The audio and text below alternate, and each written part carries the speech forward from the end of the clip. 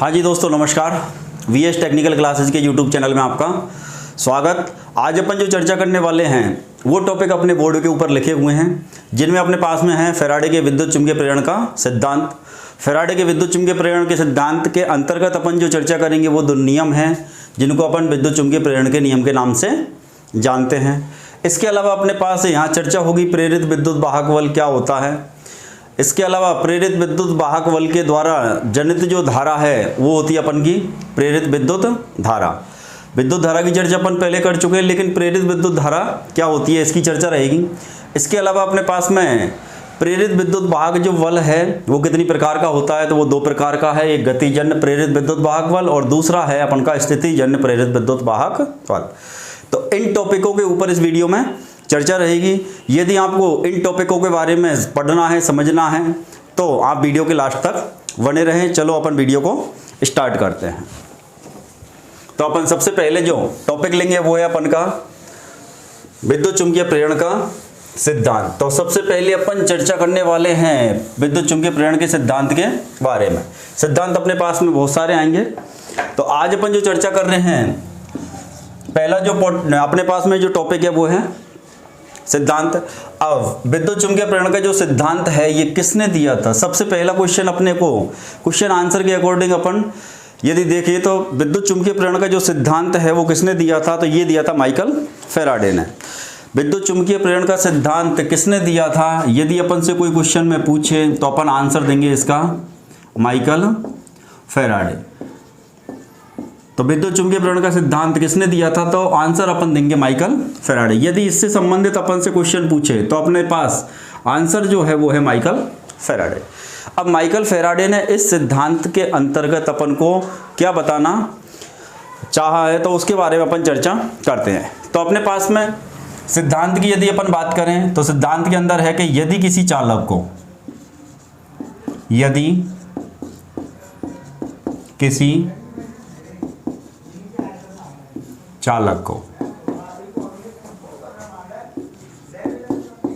किसी चुंबकीय क्षेत्र में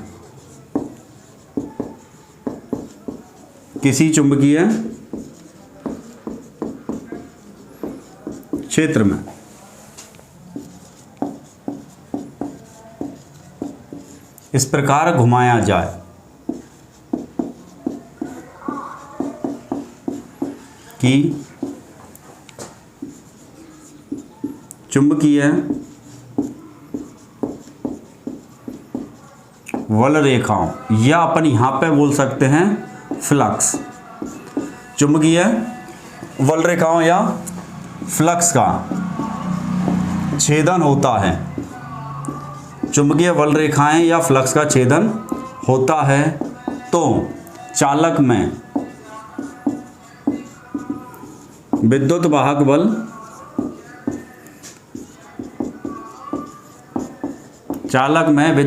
बल उत्पन्न हो जाता है।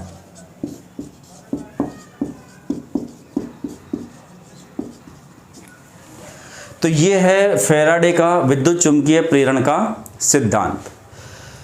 फैराडे का विद्युत चुम्बकीय प्रेरण का सिद्धांत क्या कह रहा है कि यदि किसी चालक को, सिद्धांत को बहुत अच्छे से समझना है, एक एक पॉइंट को समझना है।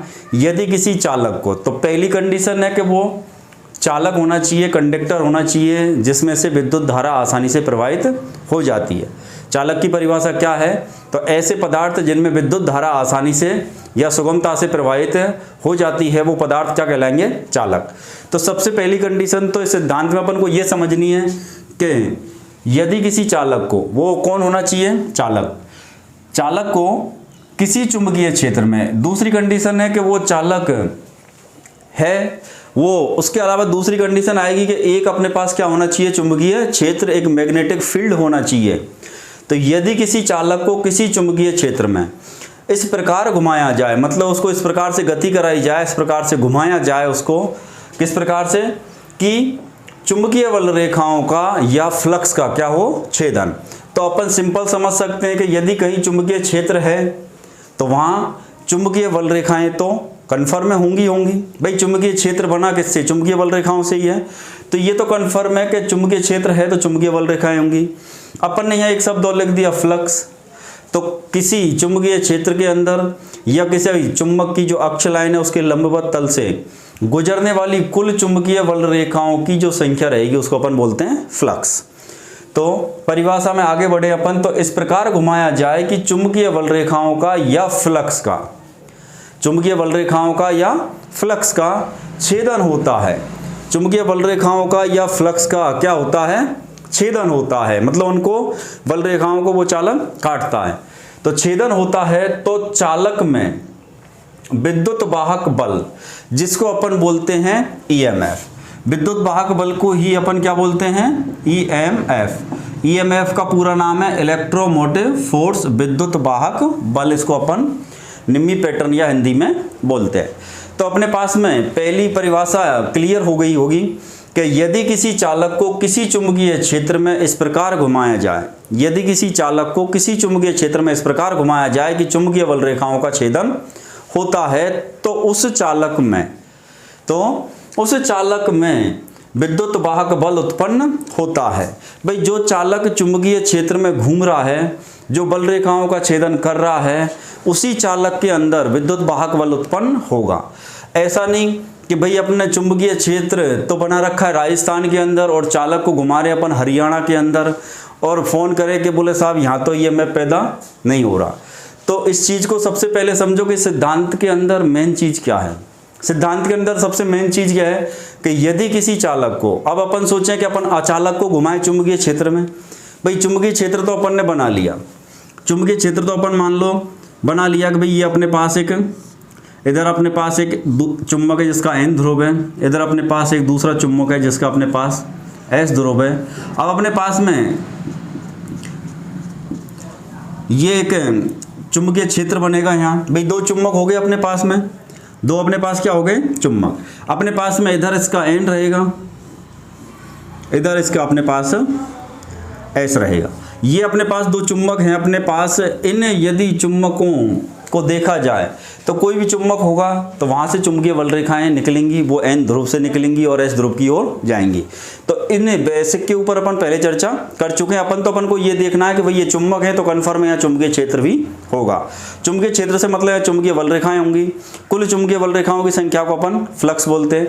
ये बल रेखाएं इधर अपने पास जा रही हैं। यदि अपन इसके बीच में कोई कंडक्टर रखें, इसके बीच में अपन क्या रख दें? कोई कंडक्टर रख दें, और इस कंडक्टर को यदि अपन इस प्रकार से घुमाएं, इस कंडक्टर को इस प्रकार से घुमाएं कि इन बल रेखाओं का क्या हो जाए?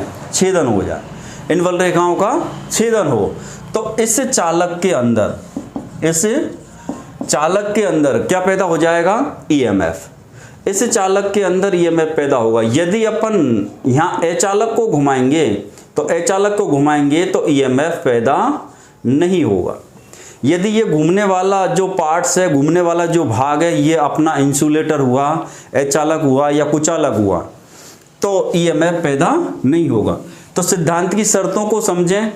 इन सिद्धांत की शर्तों को यदि अपन समझेंगे तो अपन को आसानी से समझ में आएगा भाई डीसी जनरेटर में किस प्रकार से ईएमएफ पैदा होता है, अल्टरनेटर में किस प्रकार से ईएमएफ पैदा होता है, डायनामो के अंदर किस प्रकार से ईएमएफ पैदा होता है, ट्रांसफार्मर की वाइंडिंग, सेकेंडरी वाइंडिंग के अंदर किस प्रकार से ईएमएफ पैदा होता है। तो ये सारी शर्तें अपन को यही समझनी है कि भाई अपन को वहाँ तो अपन ईएमएफ पैदा करेंगे, लेकिन ये होता कैसे हैं, क्या शर्तें होनी चाहिए, कब पैदा होगा, कब पैदा नहीं होगा, कितना पैदा होगा, कब कम पैदा होगा और कब अधिक पैदा होगा। तो सिद्धांत के अनुसार यदि किसी चालक को, तो पहली शर्त जो है वो अपने पास चालक की है कि चुंबकीय क्षेत्र में घूमने वाला कौन होना चाहिए? चालक होना चाहिए, वो अचालक या अर्धचालक नहीं होना चाहिए। तो किसी चुंबकीय क्षेत्र में, तो अपन ने दो चुंबक रख दिए तो यहाँ चुंबकीय क्षेत्र भी बन जाएगा, और इस चुंबकीय क्षेत्र के अंदर किसको घुमाना है?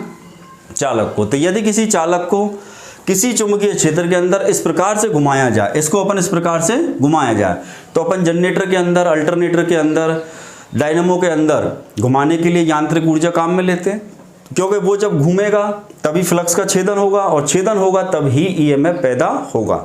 नहीं तो अपन जनरेटर को ला के रख देते और उसमें से अपन तार जोड़ लेते, बोले जनरेटर है इसमें से तो ईएमएफ आता रहेगा, धारा आती रहेगी, लेकिन वो जब तक नहीं आएगी जब तक उसको घुमाया नहीं जाए, क्योंकि इस चालक को तब घुमाएंगे तब जाके इन बल रेखाओं का छेदन होगा, इन बल रेखाओं का छेदन होगा तो ईएमएफ पैदा होगा। तो ईएमएफ कब पैदा होगा, उसकी सारी शर्तें यही अच्छी तरीके से समझनी है। फैराडे के विद्युत चुंबकीय प्रेरण के सिद्धांत के अनुसार किस प्रकार से पैदा होता है, तो यदि किसी चालक को किसी चुंबकीय क्षेत्र में इस प्रकार घुमाया जाए कि चुंबकीय बल रेखाओं का छेदन होता है। यदि अपन एक चालक लें, मान लो अपने पास में ये बल रेखा है, ये अपने पास क्या है, बल रेखा है। यदि एक चालक को अपन इस तरीके से घुमाएं, इसके बीच एक चालक है जिसको अपन इस तरीके से यदि अपन घुमाएं तो कोई बल रेखा का छेदन नहीं होगा। लेकिन यदि एक चालक को अपन इस तरीके से घुमाएं, यदि अपन किसी चालक को इस तरीके से घुमाएं, इस तरीके से जब घुमाएंगे तो इन बल रेखाओं का क्या होगा, छेदन होगा। और बल रेखाओं का छेदन होगा तो ईएमएफ पैदा होगा। अपन ने यदि बल रेखाओं के समानांतर घुमाया, यदि अपन इस तरीके से चालक को घुमाएं, यदि अपन इस तरीके से चालक को घुमाएंगे तो ये दो बल रेखाओं के बीच में ऐसे ऐसे घूमता रहेगा, ये ऐसे ऐसे घूमता रहेगा। चाहे इसको अपन क्लॉकवाइज घुमा ले या इसको अपन एंटी क्लॉकवाइज घुमा ले। यदि इस तरीके से घुमाएंगे तो कोई ईएमएफ पैदा नहीं होगा। लेकिन यदि अपन इसको इस तरीके से घुमाएंगे तो ईएमएफ पैदा होगा। तो अपनी दोनों शर्तें पूरी होनी चाहिए। एक तो चालक होना चाहिए, घूमने वाला भाग, यदि यह चालक होगा तो भी ईएमएफ पैदा नहीं होगा। तो यदि किसी चालक को किसी चुंबकीय क्षेत्र में इस प्रकार घुमाया जाए, तो घुमाने का तरीका क्लियर हो गया होगा। यदि अपन इसको इसके बीच में कोई चालक ऐसे ऐसे घुमाएंगे तो कोई ईएमएफ पैदा नहीं होगा। लेकिन यदि अपन चालक को ऐसे घुमा रहे हैं या इसको क्लॉक एंटी क्लॉक कैसे घुमाएं, लेकिन घूमना ऐसे चाहिए कि बल रेखाओं का क्या होना चाहिए, छेदन होना चाहिए। बल रेखा का छेदन होगा तो चालक में, इस चालक के अंदर ईएमएफ पैदा हो जाएगा। यह है फैराडे का विद्युत चुंबकीय प्रेरण का सिद्धांत। तो फैराडे के विद्युत चुंबकीय प्रेरण का सिद्धांत आपके समझ में आ गया होगा। अब अपन इसमें आगे बढ़ते हैं। यदि क्वेश्चन की अपन चर्चा करते हैं तो सबसे पहले अपन देखेंगे भाई फैराडे के विद्युत चुंबकीय प्रेरण का जो सिद्धांत दिया है, तो कोई भी सिद्धांत है, कोई भी नियम है, तो वो कहीं ना कहीं किसी ना किसी के ऊपर लागू जरूर होता है। ये फैक्ट याद रखना कि आप सिद्धांत पढ़ रहे हो तो उसके साथ में उसका उपयोग जरूर पढ़ना है कि कोई भी सिद्धांत लगा या कोई भी नियम बना है तो उस सिद्धांत का या नियम का कहीं ना कहीं पर उपयोग होता है। तो इस फैराडे के विद्युत चुंबकीय प्रेरण के सिद्धांत का जो उपयोग है वो कहाँ पर होगा, तो उपयोग जो होगा सभी प्रकार के डीसी जनरेटर, सभी प्रकार के डीसी कौन होने चाहिए, जनरेटर। जितने भी हैं जनरेटर हैं, डीसी जनरेटर, या किसी का नाम अपन को ले तो भी ठीक, नहीं ले तो भी ठीक। अपन बोले कोई सीरीज जनरेटर पे लागू होगा तो होगा, शंट पे होगा, कंपाउंड पे होगा, अपने पास डिफरेंशियल कंपाउंड पे भी लागू होगा तो कम्युलेटिव कंपाउंड जनरेटर पर भी लागू होगा, वेव बाउंड पे होगा अपना। तो अपन यदि इनके नाम देख भाई कि ओवरलैप कंपाउंड पे या अंडरलैप, तो अपने पास में ओवर कंपाउंड पे होगा, अंडर कंपाउंड पे होगा और लेवल कंपाउंड पे भी लागू होगा।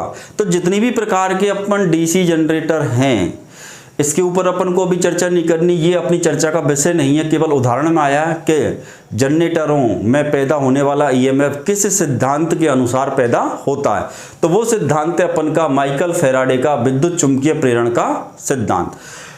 तो ये कहाँ पैदा हुआ, सभी प्रकार के डीसी जनरेटरों। भाई अपन इतने सारे नाम याद रखें, सीरीज शंट कंपाउंड है, डिफरेंशियल कंपाउंड है, कम्युलेटिव कंपाउंड है, अपने पास में अंडर कंपाउंड है, ओवर कंपाउंड है, लेवल कंपाउंड है। तो उन नामों के याद रखने के बजाय एक ही याद रखो, किसी भी प्रकार का डीसी जनरेटर है तो वहाँ पर जो ईएमएफ पैदा हो रहा है, उसमें जो वोल्टेज पैदा हो रही है वो फैराडे के विद्युत चुंबकीय प्रेरण के सिद्धांत के अनुसार पैदा होती है।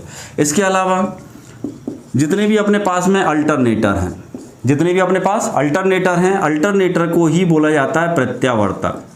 इसका निम्मी जो नाम है वो है अपन का प्रत्यावर्तक। तो अल्टरनेटर बोले या प्रत्यावर्तक। अब जितने भी प्रकार के अल्टरनेटर हैं अपने पास, चाहे वो किसी भी प्रकार का है, सभी प्रकार के अल्टरनेटर के अंदर पैदा होने वाला ईएमएफ किस सिद्धांत से हो रहा है, विद्युत चुंबकीय प्रेरण के सिद्धांत से। इसके अलावा यदि अपन उदाहरण देना चाहें तो डायनेमो के अंदर जो छोटे आकार का एक जनरेटर होता है, तो डायनेमो के अंदर भी जो ईएमएफ पैदा होगा वो भी किस सिद्धांत के अनुसार होगा, माइकल फैराडे के विद्युत चुंबकीय प्रेरण सिद्धांत के अनुसार। तो अपने पास में माइकल फैराडे का विद्युत चुंबकीय प्रेरण के सिद्धांत के अनुसार ईएमएफ कहाँ पैदा होता है, डायनेमो में, अल्टरनेटर। डीसी जनरेटरों में जनरेटर को ही अपन क्या बोलते हैं, जनित्र बोलते हैं। जनरेटर को ही अपन क्या बोलते हैं, जनित्र। तो जनित्र जो है वो इसका निमी पैटर्न का नाम है। तो अपने पास इस सिद्धांत का उपयोग कहाँ कहाँ हो रहा है, डीसी जनरेटर, अल्टरनेटर, डायनामो।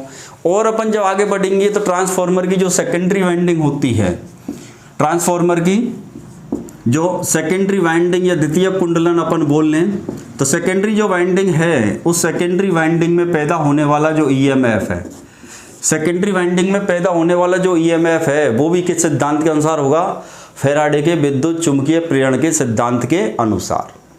यहाँ कंफ्यूज मत होना कि ट्रांसफार्मर किस सिद्धांत पर कार्य करता है, ये क्वेश्चन अलग है। ट्रांसफार्मर किस सिद्धांत में कार्य करता है, तो अपने पास में ट्रांसफार्मर के कार्य का जो सिद्धांत है वो अलग है, लेकिन उसकी सेकेंडरी में पैदा होने वाला जो ईएमएफ है वो अलग सिद्धांत के अनुसार है। दोनों क्वेश्चन अलग अलग हैं। ट्रांसफार्मर के कार्य सिद्धांत की यदि अपन बात करें तो ये अपने पास काम करता है सह प्रेरण पर। सह प्रेरण, सह प्रेरण को ही अपन बोलते हैं म्यूचुअल इंडक्टेंस, म्यूचुअल इंडक्टेंस। इसी को अपन बोलते हैं अन्योन्य प्रेरण, इसी को अन्योन्य प्रेरण, इसी को अपन बोलते हैं पारस्परिक प्रेरण।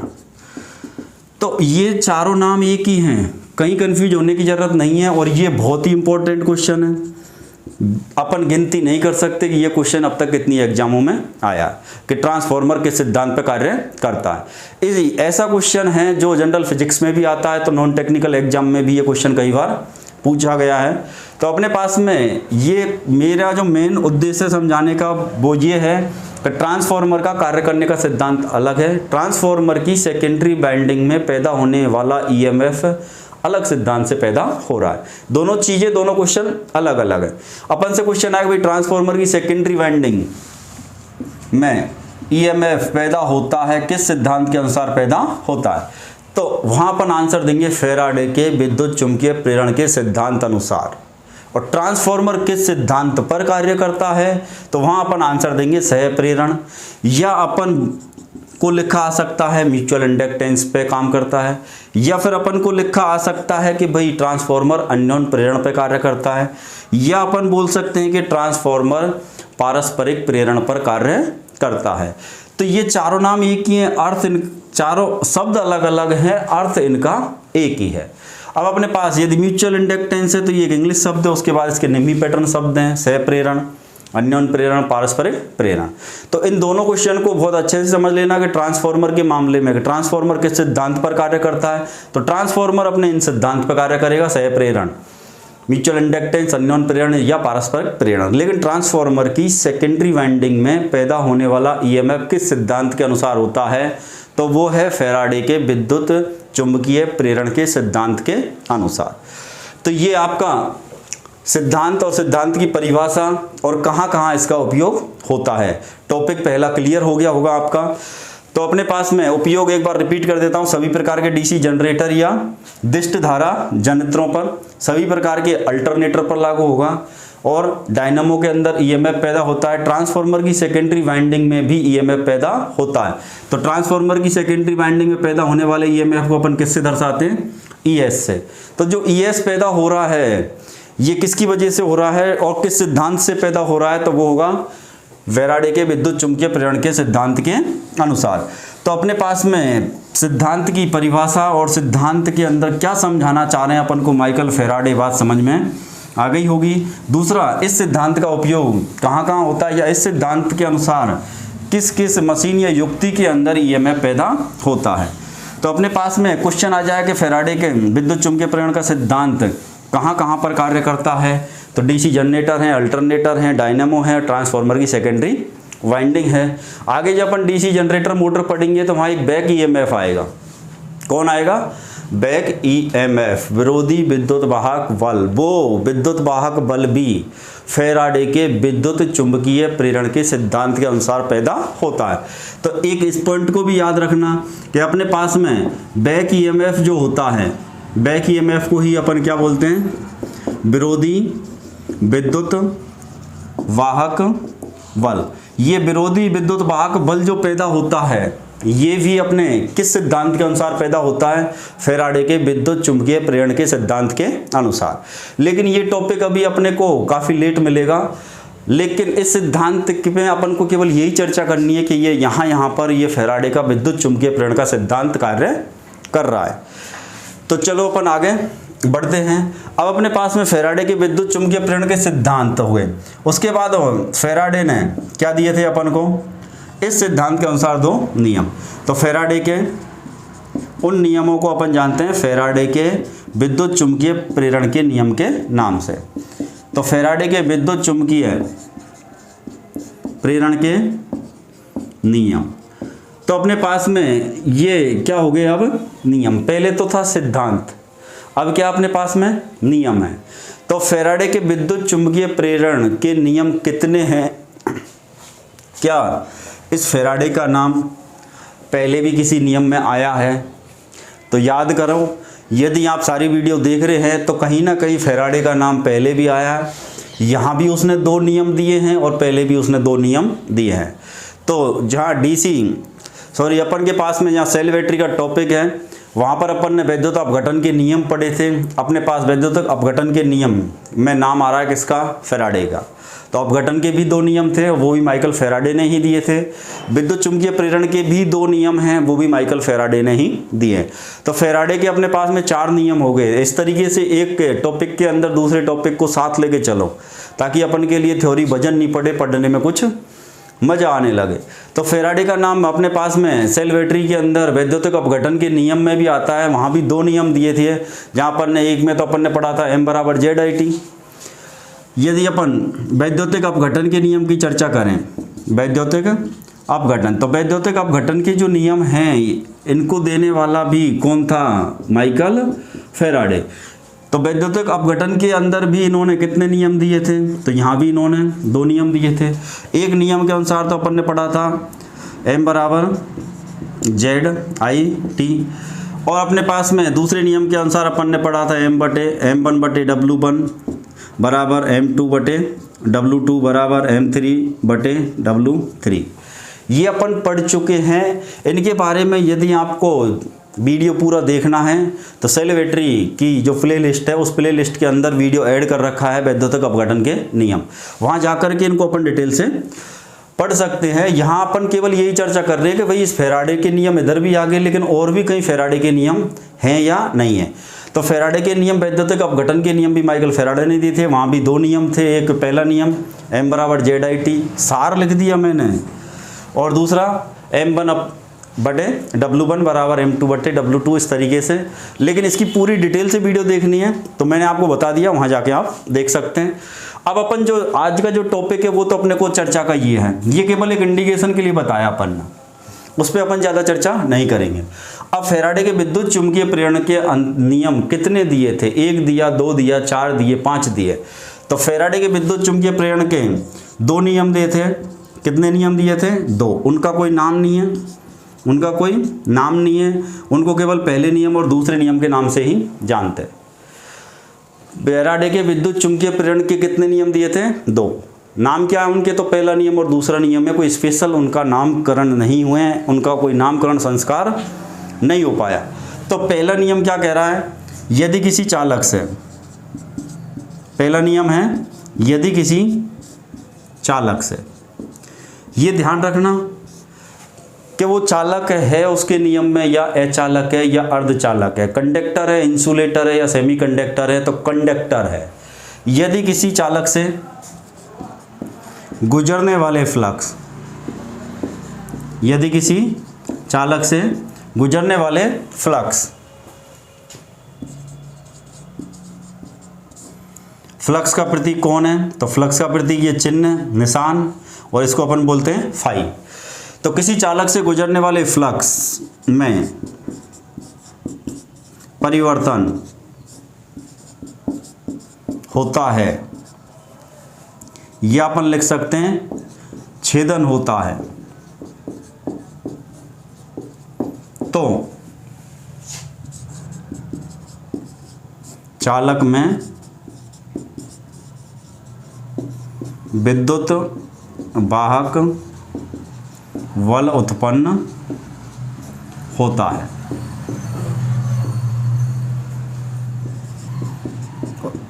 इस प्रकार पैदा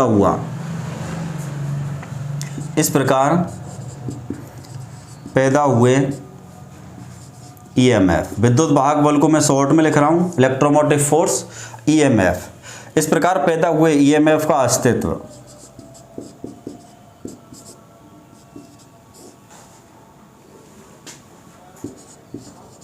तभी तक रहता है जब तक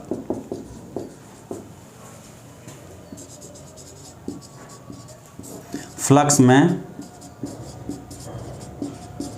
परिवर्तन होता रहता है। तो अपने पास में पहला नियम अपन ने लिख दिया है बोर्ड पर, लेकिन लिख तो दिया, अब इसको समझना है अपन को। पहला नियम किसका नियम है? ये माइकल फैराडे का। किस चीज़ से संबंधित है? तो विद्युत चुंबकीय प्रेरण से संबंधित है।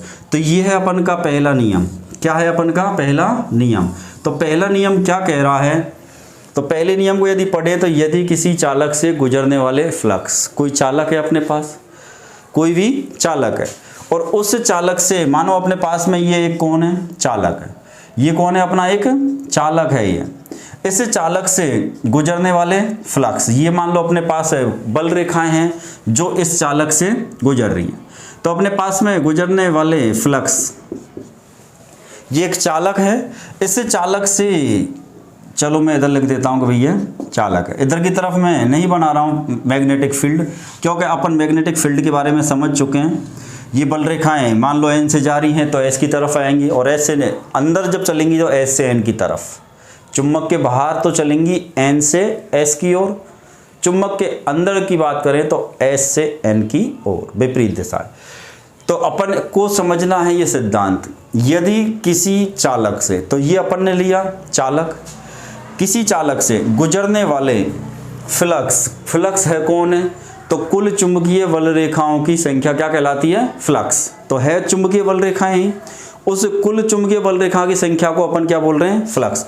इन सबको मिलाकर के यदि इनकी संख्या एक साथ बोली जाए तो कुल चुंबकीय बल रेखाओं की जो संख्या आएगी उस संख्या को ही बोला जाता है फ्लक्स। तो फ्लक्स कोई नई चीज नहीं है, चुंबकीय बल रेखाओं की कुल संख्या कहलाती है फ्लक्स। तो किसी चालक से गुजरने वाली कुल चुंबकीय बल रेखाओं की संख्या, जिसको अपन क्या बोल रहे हैं? फ्लक्स बोल रहे हैं। फ्लक्स में परिवर्तन होता है या इस फ्लक्स का छेदन होता है।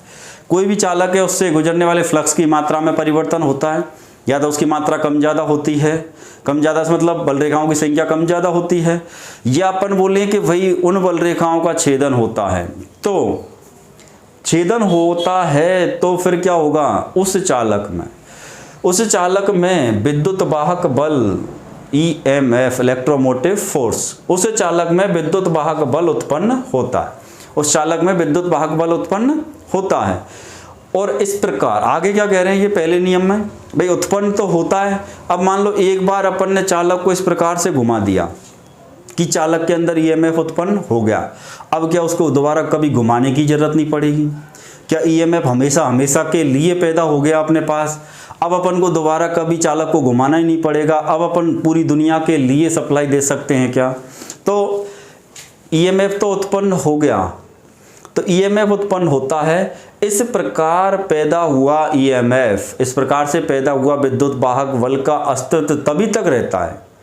भाई ये पैदा तो हो गया, लेकिन ये जिंदा कितने दिन रहेगा? कब तक ये ईएमएफ पैदा होता रहेगा? कब तक ये ईएमएफ का अस्तित्व बना रहेगा? तो इस प्रकार पैदा हुए ईएमएफ का जो अस्तित्व तभी तक रहता है जब तक फ्लक्स में परिवर्तन होता है। भाई अपने पास में जब तक इस फ्लक्स में परिवर्तन होता रहेगा, इस फ्लक्स का छेदन होता रहेगा, परिवर्तन होता है, या फिर अपन यहाँ लिख सकते हैं फ्लक्स का छेदन होता रहता है। भाई जब तक ये जो फ्लक्स है इस फ्लक्स का छेदन होता रहेगा, इस तरीके से बल रेखाएं जा रही हैं, इस तरीके से क्या जा रही हैं? बल रेखाएं। यदि इन बल रेखाओं में अपन एक चालक को ऐसे घुमाएंगे, इस तरीके से घुमाएंगे अपन, तो इन बल रेखाओं का क्या होगा? छेदन होगा। यदि अपन चालक को ऐसे ऐसे घुमा रहे हैं तो कोई बल रेखा का छेदन नहीं होगा। भाई अपन चालक को ऐसे यदि घुमा रहे हैं तो कोई छेदन नहीं होगा, लेकिन यदि इसको अपन इस तरीके से घुमाएंगे, भाई इसको अपन मान ले कि ये अपने पास चालक है, ये बल रेखाएं, यदि इसको अपन इस तरीके से घुमाएं, अपन इसको इस तरीके से यदि घुमाएंगे तो कोई बल रेखा का छेदन नहीं हो। लेकिन यदि अपन इसको इस तरीके से घुमाएं या फिर इसको अपन इस तरीके से घुमाएंगे तो भी कोई बल रेखा का छेदन नहीं होगा। यदि अपन को इस तरीके से घुमाएंगे तो बल रेखाओं का क्या होगा, छेदन होगा। और छेदन होगा तो इस चालक में, ये तो बल रेखा है और ये चालक है, इस चालक में ईएमएफ तो पैदा हो गया, लेकिन कब तक रहेगा, तो इस प्रकार से पैदा हुए ईएमएफ का अस्तित्व तभी तक विद्यमान रहता है जब तक इस फ्लक्स में परिवर्तन होता रहता है या इस फ्लक्स का छेदन होता रहता है। ये है फैराडे के विद्युत चुंबकीय प्रेरण का पहला नियम।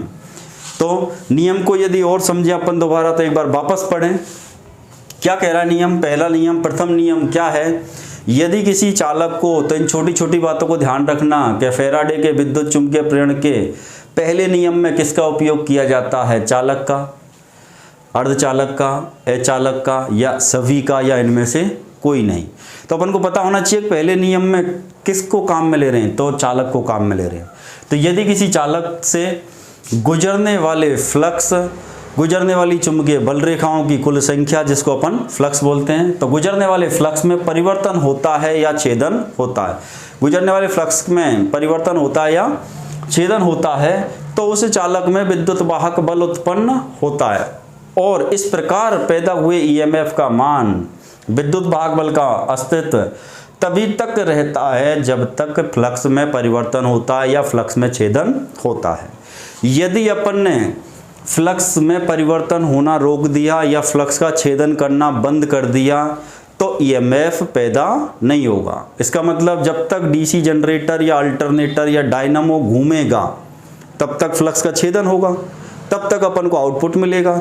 जैसे ही अपन ने जनरेटर के जो भी यांत्रिक ऊर्जा दे रही है मशीन अपने पास, जिसको अपन प्राइम मूवर बोलते हैं, चाहे अपन उसको किसी इंजन से, डीजल इंजन से घुमा रहे हों, कई बार अपन देखते हैं भाई गाँव में ट्रैक्टर से अपन अल्टरनेटर को चलाते हैं, जब तक अपने पास ट्रैक्टर से अल्टरनेटर को घुमाते रहेंगे तब तक अपन को आउटपुट मिलेगा।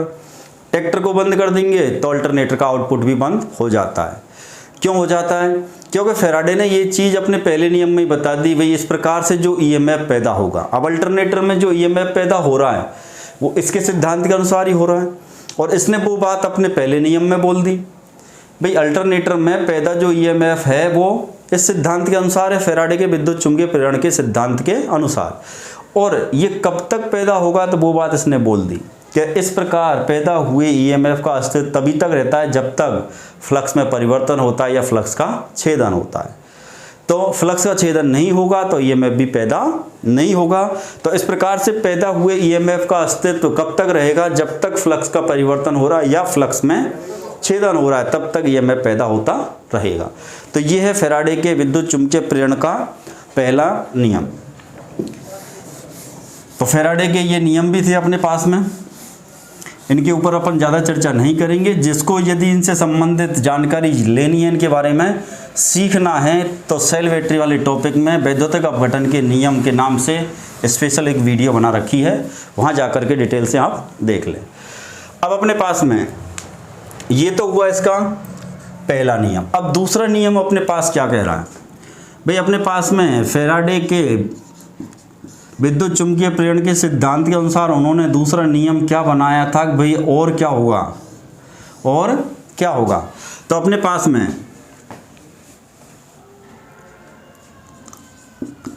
दूसरे नियम के अनुसार होगा, किसी चालक में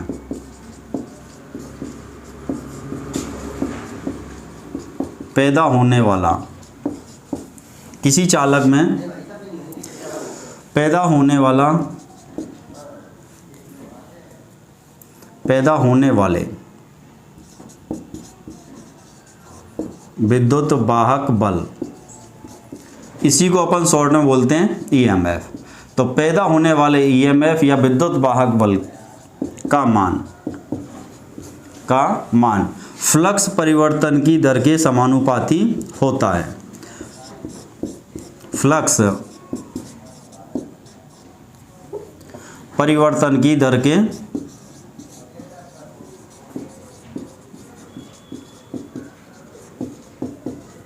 समानुपाती होता है।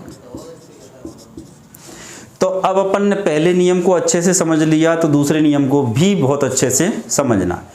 पहले नियम में तो अपन ने क्या पढ़ा था कि किसी चालक से गुजरने वाले फ्लक्स की मात्रा में परिवर्तन होता है या गुजरने वाले फ्लक्स का छेदन होता है तो चालक में ईएमएफ पैदा होगा, और उस ईएमएफ का अस्तित्व तब तक ही रहेगा जब तक फ्लक्स की मात्रा में परिवर्तन होता रहता है या फ्लक्स का छेदन होता रहता है, तब तक ही वो ईएमएफ का अस्तित्व है, तब तक ही वो ईएमएफ विद्यमान रहेगा। उसके बाद उस ईएमएफ का अस्तित्व समाप्त हो जाता है। ये तो था अपना पहला नियम। लेकिन दूसरे नियम में उन्होंने क्या बोला है? दूसरे नियम में बोला है भाई कितना ईएमएफ पैदा होगा और किस पे निर्भर करेगा, तो उन्होंने बोला है किसी चालक में पैदा होने वाला ईएमएफ। तो ये किसी चालक में जो ईएमएफ पैदा हो रहा है वो फैराडे के विद्युत चुंबकीय प्रेरण के सिद्धांत के अनुसार पैदा हो रहा है। तो उन्होंने दूसरे नियम में लिखा किसी चालक में पैदा होने वाला ईएमएफ। तो किसी चालक में पैदा होने वाले ईएमएफ या विद्युत वाहक बल का मान, ईएमएफ का जो मान है, विद्युत वाहक बल का मान है, उसकी जो वैल्यू है वो फ्लक्स परिवर्तन की दर के क्या रहती है? समानुपाती। फ्लक्स परिवर्तन की दर के अनुक्रमानुपाती। तो अपन ने दोनों नियमों को अलग अलग समझें। यहाँ तो ये बताया भाई चालक से यदि कोई फ्लक्स गुजर रहा है, उसमें यदि छेदन होता है या उसका परिवर्तन होता है तो चालक में ईएमएफ होगा। लेकिन दूसरे नियम में कह रहे हैं भाई चालक में ईएमएफ तो होगा, लेकिन कितना होगा वो किसके ऊपर निर्भर करेगा? कितना ईएमएफ पैदा होगा वो कौन कौन से घटकों पर निर्भर करता है? पहले नियम में तो यही बताया कि ईएमएफ उत्पन्न होगा, लेकिन दूसरे नियम में कह रहे हैं भाई कितना उत्पन्न होगा वो किसके ऊपर निर्भर करेगा? कौन कौन से घटक हैं जो पैदा होने वाले ईएमएफ को प्रभावित करते हैं? तो दूसरे वो बात उन्होंने दूसरे नियम में बोल दी कि भाई किसी चालक में पैदा होने वाले विद्युत वाहक बल या ईएमएफ का मान फ्लक्स परिवर्तन की दर के समानुपाती होता है। तो फ्लक्स परिवर्तन की दर के समानुपाती होता है। ये बात किस नियम में लिखी हुई है? दूसरे नियम में लिखी हुई है। चालक में पैदा होगा ईएमएफ, वो बात उन्होंने पहले नियम में लिख दी है। तो अपने पास में अब दोनों नियमों को आप गौर से अच्छी तरीके से देखिए भाई अपने पास में पैदा होने वाला जो ईएमएफ है वो कब तो पैदा होगा और वो किसके ऊपर निर्भर करता है। तो इन दोनों चीज़ों को अपन को अच्छे से समझना है।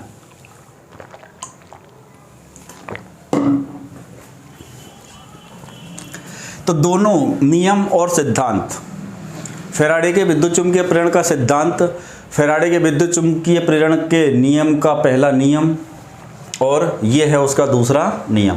दोनों नियम आसानी से समझ में आगे होंगे। सिद्धांत क्या कह रहा है, पहला नियम क्या कह रहा है, दूसरा नियम क्या कह रहा है। तीनों चीज़ें अलग अलग हैं। सिद्धांत तो क्या है? यदि किसी चालक को चुंबकीय क्षेत्र में इस प्रकार से घुमाया जाए कि चुंबकीय बल रेखाओं का छेदन होता है तो चालक के अंदर ईएमएफ उत्पन्न होता है। ये बात केवल उन्होंने बोल दी, लेकिन नियम में आके उन्होंने क्या बोला है? तो पहला नियम, तो फैराडे क्वेश्चन अपन को यही पूछ सकता है फैराडे के विद्युत चुम्बकीय प्रेरण के सिद्धांत के अनुसार कितने नियम है? तो 2 हैं।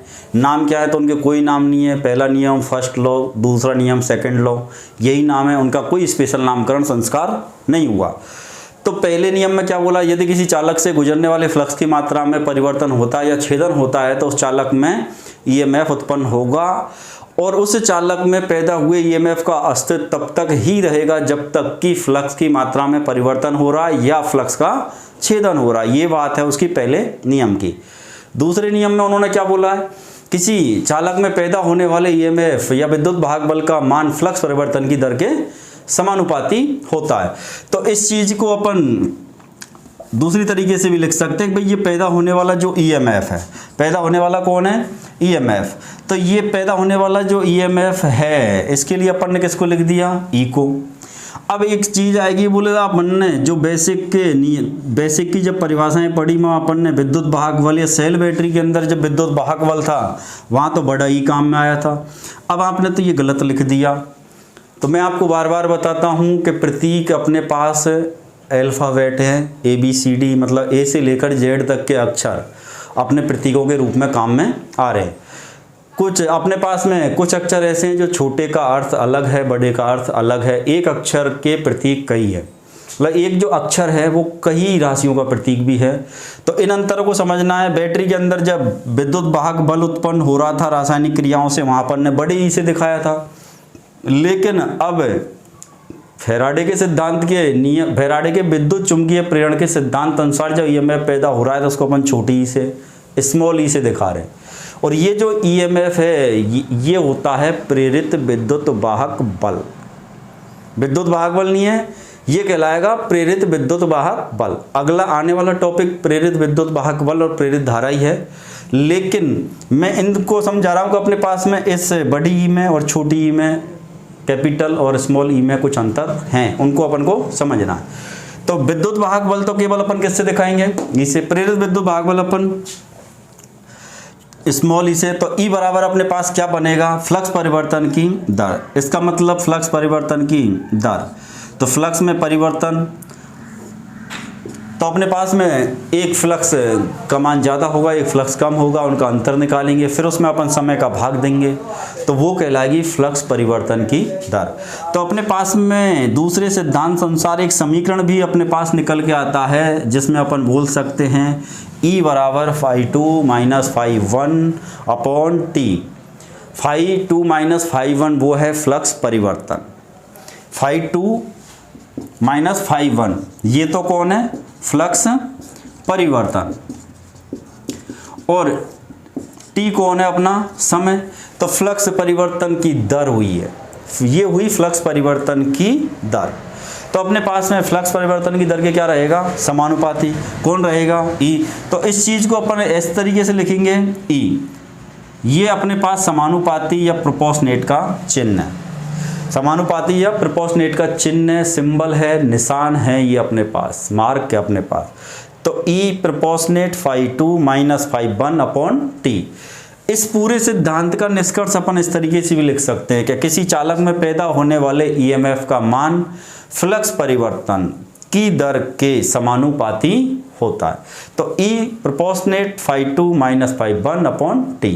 अब कितना EMF पैदा हो रहा है, तो उसको यदि अपन को ज्ञात करना है तो एक समीकरण और आएगा अपने पास में, जिसको अपन लिख सकते हैं यहाँ पे। तो E बराबर अपने पास बनेगा N, E बराबर N, अपन लिख सकते हैं यहाँ पे φ2 माइनस φ1 अपॉन T। कितना EMF पैदा होगा वो अपन को समझना है। तो अपने पास समीकरण है E बराबर N φ2 माइनस φ1 अपॉन T। तो φ1 अपॉन φT तो कौन हो गया, फ्लक्स परिवर्तन की दर। अब ये N कौन है, तो N जो दिखाता है ये अपन को दिखाता है चालकों की संख्या। N घूर्णन गति नहीं दिखा रहा, जब अपन अल्टरनेटर मोटर सिंक्रोनस मोटर पढ़ेंगे तो यही N अल्टरनेटर या मोटर की घूर्णन गति या जनरेटर की घूर्णन गति को भी कौन दिखाएगा, ये N ही दिखाएगा, घूर्णन गति को ये N ही दिखाएगा। ये अपने पास में कैपिटल N है, बड़ा N है, छोटा N अपन को संख्याओं को दर्शाने काम में लेते हैं। जहाँ अपन ने पढ़ा होगा अपने पास में, जैसे अपने पास Rn, इसका मतलब कुल रजिस्टर की संख्या क्या है अपने पास में। तो ये इनको भी साथ के साथ समझते हुए चलना है अपन को। थ्योरी की अभी शुरुआत हुई है यो मान के चलो, लेकिन यदि अब ये बेसिक चीज़ें क्लियर नहीं हुई तो थ्योरी को अपन हाई स्पीड से, हाई लेवल से या फास्टली पढ़ें तो कोई मज़ा नहीं है। यदि ये सारी चीज़ें क्लियर है तो अपन फटाफट लिखते हुए चलेंगे। अपन ने एक बार अच्छे से चुंबक के वीडियो में यदि देख लिया भाई ये चिन्ह कौन है, फाई है, तो अपन सीधा φ2 माइनस φ1 अपॉन T पढ़ लेंगे, समझ जाएंगे पहला फ्लक्स, दूसरा फ्लक्स, T कौन है, समय है, सेकंड में आएगा अपने पास, E कौन है, EMF है।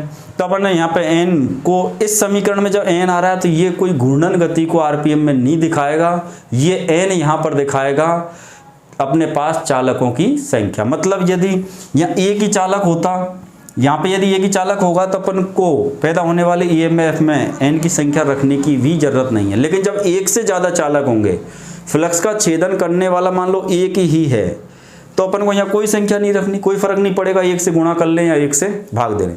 लेकिन यदि ये 4 हुए, फ्लक्स का छेदन करने वाले चालक 4 हुए, तो फिर अपन को जरूरत पड़ती है N की संख्या की। तो इसकी भी चर्चा भी और अपन आगे करने वाले हैं। तो N जो दिखाएगा वो दिखाएगा चालकों की संख्या, ना कि घूर्णन गति। तो ये हुए अपने पास में फैराडे का विद्युत चुंबकीय प्रेरण का सिद्धांत, उनका पहला नियम और उनका दूसरा नियम। दूसरे नियम अनुसार क्या होता है, तो E proportionate φ2 minus φ1 upon T। इस सिद्धांत के अनुसार कितना EMF पैदा हो सकता है उसको ज्ञात करने का समीकरण E बराबर N, कोष्टक में अपन ने φ2 माइनस φ1 अपॉन T। तो φ2 माइनस φ1 अपॉन T कौन है, तो ये है फ्लक्स परिवर्तन की दर। उसको गुणा करना है उसमें चालक कितने हैं छेदन करने वाले। तो अपन को ज्ञात होगा ईएमएफ वोल्ट में। चलो अपन आगे चर्चा करते हैं भाई अब ईएमएफ तो पैदा हो गया, यदि अपन ने फैराडे के विद्युत चुंबकीय प्रेरण के सिद्धांत को अच्छे से समझ लिया है तो ये चीज़ समझ में आ गई होगी कि इस सिद्धांत के अनुसार ईएमएफ पैदा कहाँ कहाँ होता है। तो सभी प्रकार के डीसी जनरेटरों में, सभी अल्टरनेटरों में, डायनामो के अंदर, ट्रांसफार्मर की सेकेंडरी वाइंडिंग में, मोटर जनरेटर जब पढ़ेंगे डीसी के तो एक शब्द आएगा बैक ईएमएफ विरोधी विद्युत वाहक बल। तो ये सारे ईएमएफ जहाँ भी पैदा हो रहे हैं, ये जो उदाहरण है इनमें, अब ये मत बोलना कि बैटरी में ईएमएफ है इस सिद्धांत से पैदा होएगा, वहाँ इस सिद्धांत से पैदा नहीं होगा, वहाँ रासायनिक क्रियाओं के कारण पैदा हो रहा है। तो ये ध्यान रखना, इन मशीनों में जहाँ भी पैदा हो रहा है ईएमएफ वो फैराडे के विद्युत चुंबकीय प्रेरण के सिद्धांत के अनुसार होता है। तो एक क्वेश्चन ये भी आएगा, डीसी जनरेटर किस सिद्धांत पर कार्य करते हैं? तो डीसी जनरेटर करता क्या है? ईएमएफ पैदा करता है, धारा प्रवाहित होती है उससे। तो किस सिद्धांत पर काम करेगा? तो फैराडे के विद्युत चुंबकीय प्रेरण के सिद्धांत पर। अल्टरनेटर किस सिद्धांत पर काम करेगा? फैराडे के विद्युत चुंबकीय प्रेरण के सिद्धांत पर। डायनामो किस सिद्धांत पर कार्य करता है? फैराडे के विद्युत चुंबकीय प्रेरण के सिद्धांत पर। ट्रांसफार्मर की सेकेंडरी वाइंडिंग में पैदा होने वाला ईएमएफ फैराडे के विद्युत चुंबकीय प्रेरण के सिद्धांत के अनुसार ही है। बैक ईएमएफ के सिद्धांत के अनुसार पैदा होता है, फैराडे के विद्युत चुंबकीय प्रेरण के सिद्धांत के अनुसार। ये सारे टॉपिक डिटेल से आगे आएंगे तो और अपन इनके बारे में चर्चा करेंगे। अभी तो केवल उदाहरण के रूप में आए हैं, ये कोई टॉपिक एक दिन के या एक वीडियो के या घंटे के नहीं है। चलो अपन इनको आगे बढ़ाते हैं। अब आगे अपन को देखना है कि भाई ये जो ईएमएफ पैदा हुआ है, भाई अपने पास अब ईएमएफ पैदा हो गया, सबसे पहले तो अपन को ये याद होना चाहिए, अपन ने पढ़ा है कि भाई ईएमएफ का कार्य क्या है। एक तो अपन ने ईएमएफ भी पढ़ा था, चुंबक में अपन ने एमएमएफ मैग्नेटिक मोटिव फोर्स भी पढ़ा था। तो ये सारे फोर्स हैं, ये भी इलेक्ट्रोमोटिव फोर्स है, बल है, और बल कोई ना कोई कार्य तो करेगा। लेकिन क्या कार्य ये करेंगे, कैसे करेंगे, कहाँ अपन को काम में आएंगे, तो अपन को इनके बारे में अब अपन को आगे चर्चा करनी है। तो अपने पास में सिद्धांत हो गया, पहला नियम हो गया। इनमें यदि आपको कहीं भी कोई भी डाउट रहे तो वीडियो के कमेंट सेक्शन आपके लिए खाली पड़ा है। जो भी डाउट रहे आप अपना क्वेश्चन कमेंट सेक्शन में लिखना नहीं भूलें। और वीडियो यदि आपको अच्छी लगती हो तो वीडियो को समय समय पे आप शेयर करते रहें, दोस्तों को बताते रहें भाई यहाँ जाके पढ़ लो, अच्छे से समझ में आएगी। और मेनली उन स्टूडेंटों को जो अपनी जीरो से शुरुआत दे रहे हैं, जिन्होंने कभी इलेक्ट्रिशियन थ्योरी को पढ़ा ही नहीं, उसके बारे में कभी जाना ही नहीं, वो स्टूडेंट तो बिल्कुल यहाँ देखें, क्योंकि बिल्कुल बच्चे की तरह, जैसे बच्चे को अपन ABCD सिखाते हैं, इसी तरीके से थ्योरी की सारी वीडियो और सारी क्लासें चल रही हैं। जिसने आज तक नहीं पढ़ा वो यहाँ आके देख सकता है, सीखेगा, वादा है। चलो अपने पास में ईएमएफ पैदा जो हो गया, उसके बाद अपने पास था प्रेरित विद्युत वाहक बल। अगला टॉपिक जो था वो क्या था? प्रेरित विद्युत वाहक बल। इसी को अपन बोलते हैं इंड्यूस्ड ईएमएफ। इसी को अपन इंड्यूस्ड ईएमएफ, प्रेरित विद्युत वाहक बल। सेल बैटरी में अपन ने जब पढ़ा था तो वो केवल विद्युत वाहक बल था। यहाँ अपन जब पढ़ रहे हैं तो इस विद्युत वाहक बल के आगे क्या जुड़ गया? प्रेरित और जुड़ गया, क्योंकि ये प्रेरण के नियम के अनुसार पैदा हुआ है। किसके? फैराडे के विद्युत चुंबकीय प्रेरण के नियम के अनुसार। तो यहाँ पे अब ईएमएफ जो पैदा हुआ, सिद्धांत अपन ने पढ़ लिया, माइकल फैराडे के सिद्धांत के अनुसार पैदा होगा। उस सिद्धांत के अनुसार दो नियम थे, वो क्लियर कर लिए। अब वो जो ईएमएफ पैदा हुआ है, उस ईएमएफ का नाम है प्रेरित विद्युत वाहक बल। तो प्रेरित विद्युत वाहक बल की परिभाषा को अलग से कोई याद रखने की या रटने की जरूरत नहीं है। अपन सिंपल सा बोल सकते हैं कि भाई फैराडे के विद्युत चुंबकीय प्रेरण के सिद्धांत के अनुसार पैदा होने वाला ईएमएफ ही प्रेरित विद्युत वाहक बल या प्रेरित ईएमएफ कहलाता है। सिंपल सी परिभाषा है भाई। ये जो ईएमएफ पैदा हुआ है इस सिद्धांत के अनुसार, उसी को बोला जाता है प्रेरित ईएमएफ। तो अपन इसकी परिभाषा लिख सकते हैं। अपन लिख सकते हैं परिभाषा भाई माइकल फैराडे के विद्युत चुंबकीय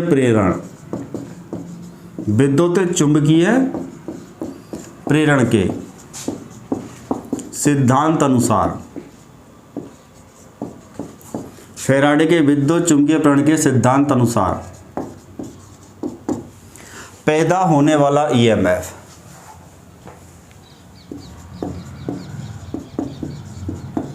पैदा होने वाला ईएमएफ या इसी को अपन बोल रहे हैं विद्युत वाहक बल।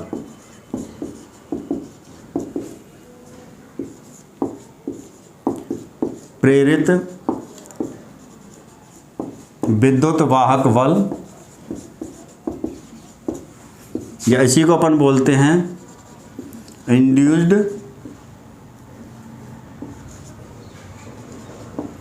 ईएमएफ कहलाता है। तो बिल्कुल सिंपल से सिंपल परिभाषा है कि भाई प्रेरित विद्युत वाहक बल किसे कहा जाता है। तो फैराडे के विद्युत चुंबकीय प्रेरण के सिद्धांत अनुसार, फैराडे के विद्युत चुंबकीय प्रेरण के सिद्धांत अनुसार पैदा होने वाला ईएमएफ है। तो अपन ये पढ़ चुके हैं कि फैराडे के विद्युत चुंबकीय प्रेरण के सिद्धांत अनुसार ईएमएफ ही पैदा होता है, धारा पैदा नहीं होती है, धारा पैदा नहीं होती है। इस नियम के अनुसार नहीं, आप दुनिया में ऐसा कोई नियम नहीं अपने पास में जिसके अनुसार अपन धारा पैदा करें। जब भी पैदा करते हैं अपन ईएमएफ पैदा करते हैं। उस ईएमएफ इलेक्ट्रोमोटिव फोर्स से गति मिलती है इलेक्ट्रॉन को, वो बल है, वो गति देता है किसको, इलेक्ट्रॉन को। और इलेक्ट्रॉन के प्रवाह की दर या आवेश प्रवाह की दर, उसको अपन बोलते हैं विद्युत धारा। तो विद्युत धारा पैदा नहीं होती। जब भी अपन पैदा करते हैं विद्युत वाहक बल पैदा करते हैं। ये जो विद्युत वाहक बल है ये प्रेरित विद्युत वाहक बल है। ये प्रेरित विद्युत वाहक बल क्यों कह रहा है, क्योंकि ये फैराडे के विद्युत चुंबकीय प्रेरण के नियम के अनुसार पैदा हो रहा है। और प्रेरण के नियम के अनुसार पैदा होने की वजह से इसको बोला गया है प्रेरित विद्युत वाहक बल। तो प्रेरित विद्युत वाहक बल की सिंपल सी परिभाषा है कि माइकल फैराडे के विद्युत चुंबकीय प्रेरण के नियम अनुसार पैदा होने वाला विद्युत वाहक बल प्रेरित विद्युत वाहक बल या फिर उसको अपन बोलते हैं इंड्यूस्ड ईएमएफ कहलाता है। तो एक तो था ईएमएफ और एक हो गया इंड्यूस्ड ईएमएफ, एक था विद्युत वाहक बल, एक हो गया प्रेरित विद्युत वाहक बल। तो जनरेटर, अल्टरनेटर, मोटर, इन सब के अंदर, डायनामो के अंदर पैदा होने वाला विद्युत वाहक बल किस टाइप का होगा, तो वो होगा प्रेरित विद्युत वाहक बल। तो इन चीज़ों को मैं क्यों क्लियर कर रहा हूँ, क्योंकि ये छोटी छोटी चीज़ें, ये ऐसे नाम है कि यहाँ तो अपन ने लिख दिया प्रेरित विद्युत वाहक बल, एक अपन को लिखा आ गया कि भाई विद्युत वाहक बल जनरेटर में पैदा होता है, इस तरीके से आ गया। एक अपन के नाम आएगा विरोधी विद्युत वाहक बल। तो अपने पास में ये सारे नाम मिलते जुलते हैं, लेकिन ये है सब अलग अलग। विद्युत वाहक बल, विरोधी विद्युत वाहक बल, प्रेरित विद्युत वाहक बल, लगेंगे बोले है तो विद्युत वाहक बल ही, लेकिन ये अलग अलग है। फैराडे के, माइकल फैराडे के विद्युत चुंबकीय प्रेरण के सिद्धांत के अनुसार जो ईएमएफ पैदा होगा, विद्युत वाहक बल पैदा होगा, उसे ही बोला जाएगा प्रेरित विद्युत वाहक बल या इंड्यूस्ड ईएमएफ। सेल बैटरी में जो पैदा हो रहा है वो विद्युत वाहक बल है, ईएमएफ है। ये विरोधी विद्युत वाहक बल भी एक प्रकार का प्रेरित विद्युत वाहक बल है, लेकिन इसका रोल अपन डीसी मोटर, जनरेटर जब पढ़ेंगे तब अपन को समझ में आएगा। तो मेरा कहने का मतलब ये कि ये तीन नाम लिखे हैं, इनके अलग अलग रूप हैं। इनमें से विद्युत वाहक बल सेल बैटरी में अपन समझ चुके हैं। अब अपन पढ़ रहे हैं प्रेरित विद्युत वाहक बल। बारी सबकी आएगी, बारी विरोधी विद्युत वाहक बल, बैक ईएमएफ की भी आएगी, लेकिन समय से पहले अपन चर्चा करें तो समझ में नहीं आएगी। तो अभी अपन का समय केवल प्रेरित विद्युत वाहक बल को पढ़ने का है, ये क्लियर हो गया होगा। अब अपने पास ये समझना है कि चाहे सेल बैटरी पढ़ी अपन ने या अपन ने परिभाषाएं पढ़ी, विद्युत वाहक बल या ईएमएफ का कार्य क्या है, इसका अपन ने कार्य भी अपन ने पढ़ा है। जहाँ अपन ने बेसिक की परिभाषाएं भी पढ़ी, विद्युत वाहक बल क्या होता है, विभव क्या होता है, विभवांतर क्या होता है, तो उनकी वीडियो बेसिक वाले प्लेलिस्ट में जाके आप देख सकते हैं। तो ये सारी परिभाषाएं पढ़ी, तो सबसे पहले तो ये समझ में आना चाहिए भाई ये विद्युत वाहक बल है, ये कोई तो है, इसका कुछ ना कुछ तो कार्य होगा, ये दुनिया में है, और दुनिया में कोई भी चीज़ है उसका कोई ना कोई रोल, कोई ना कोई कार्य अपना है। अपन भी हैं दुनिया में, भाई तू भी बैठा है दुनिया में है, या मैं भी बैठा हूँ दुनिया में, या कोई भी बैठा हुआ है दुनिया के अंदर, तो हर आदमी का अपना एक कार्य है। तो ऐसे ही जब विद्युत वाहक बल दुनिया में है तो इसके की भी कोई ना कोई काम तो होंगे। भाई ये किस लिए है?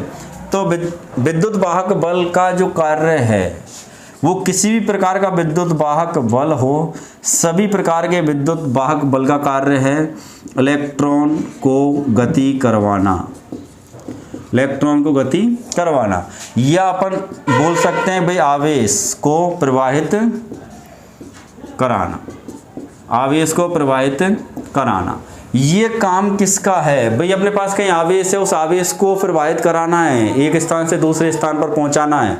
तो आवेश को प्रवाहित कराने का कार्य या इलेक्ट्रॉन को गति कराने का कार्य, इलेक्ट्रॉन को फ्लो कराने का कार्य कौन करता है? विद्युत वाहक बल। ये विद्युत वाहक बल अपन ने पैदा कर लिया फैराडे के विद्युत चुंबकीय प्रेरण के सिद्धांत के अनुसार। अब पैदा तो हो गया, तो अपना कार्य भी करेगा। भाई कोई हो वो पैदा हुआ है तो अपना काम तो करेगा।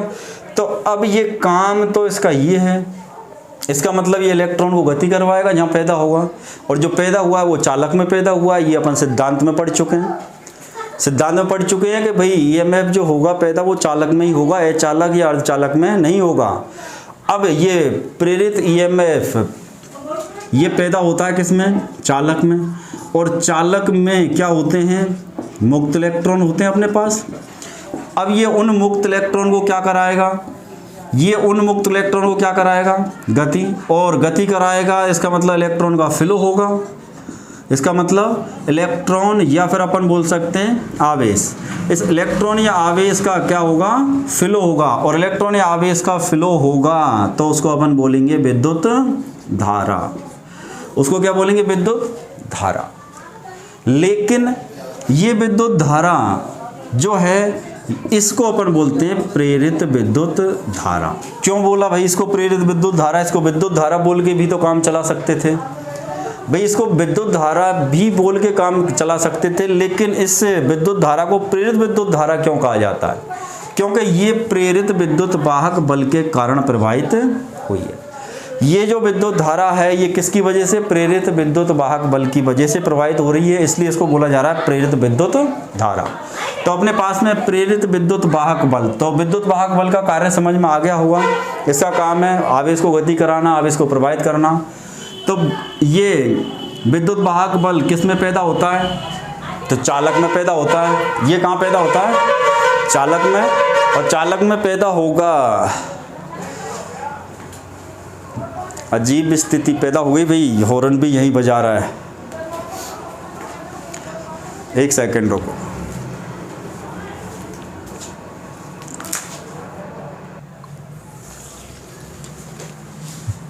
चलो, तो अपन जिस टॉपिक पे थे वो टॉपिक था अपन का भाई विद्युत वाहक बल का कार्य है कि आवेश को प्रवाहित कराना या इलेक्ट्रॉन को प्रवाहित कराना, और इलेक्ट्रॉन के प्रवाह की दर विद्युत धारा कहलाती है। तो ये प्रेरित विद्युत वाहक बल है। ये इस चीज़ को अपन ने सिद्धांत में समझा था कि ये किसी न किसी चालक में पैदा होगा, और उस चालक कोई भी चालक है तो सभी प्रकार के चालकों में मुक्त इलेक्ट्रॉन होते हैं। मुक्त इलेक्ट्रॉन होंगे और उनके ऊपर यदि विद्युत वाहक बल कार्य करेगा तो ये मुक्त इलेक्ट्रॉन क्या करेंगे? गति करेंगे। क्या करेंगे? गति। और गति करेंगे तो उन इलेक्ट्रॉन के या आवेश का क्या होगा? फ्लो होगा। इलेक्ट्रॉन का फ्लो होगा, और उस इलेक्ट्रॉन के फ्लो की रेट, इलेक्ट्रॉन के प्रवाह की दर या आवेश प्रवाह की दर को ही अपन विद्युत धारा बोलते हैं। इस विद्युत धारा को बोला है प्रेरित विद्युत धारा, क्योंकि ये प्रेरित विद्युत वाहक बल के द्वारा प्रवाहित हुई है या उत्पन्न हुई है।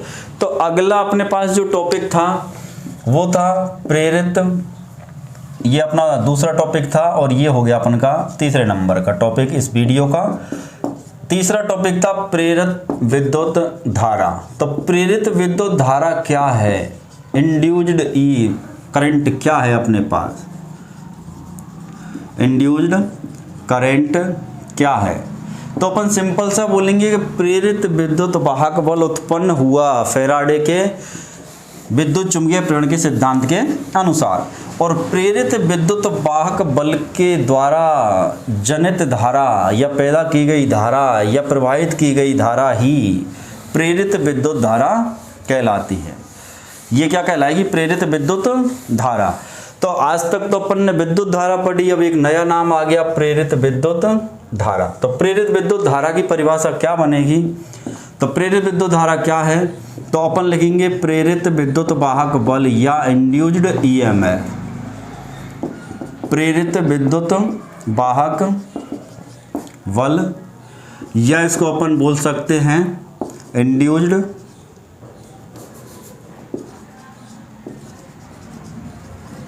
ईएमएफ के द्वारा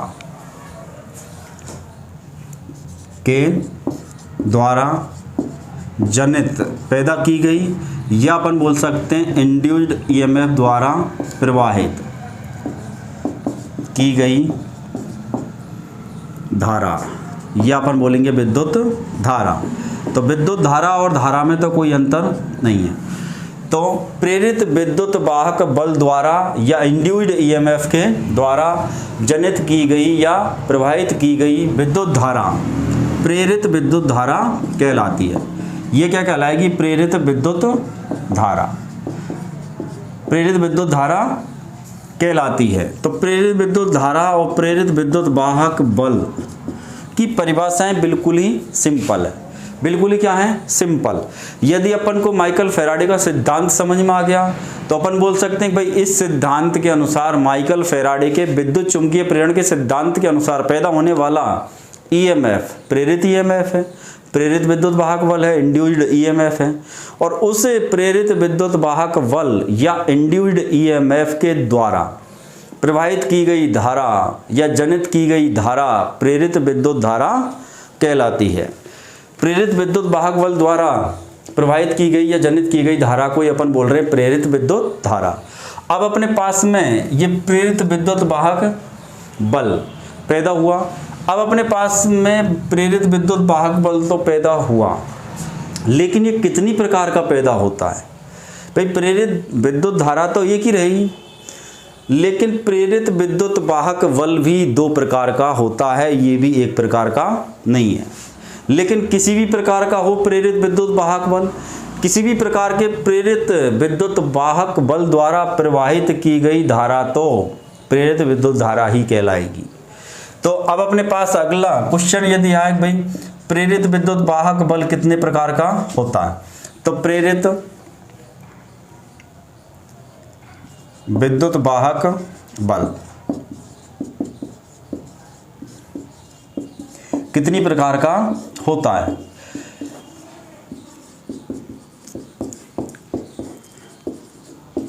तो अपन इसका आंसर क्या दें? तो ये दो प्रकार का है। ये कितनी प्रकार का है? दो। एक तो होता है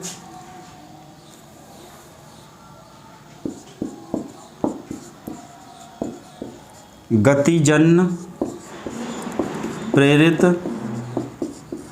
विद्युत वाहक बल। एक तो कौन हो गया? गतिजन्य प्रेरित विद्युत वाहक बल। और दूसरा हो गया अपन के पास में स्थितिजन्य। दूसरा कौन हो गया? स्थितिजन्य प्रेरित विद्युत वाहक बल।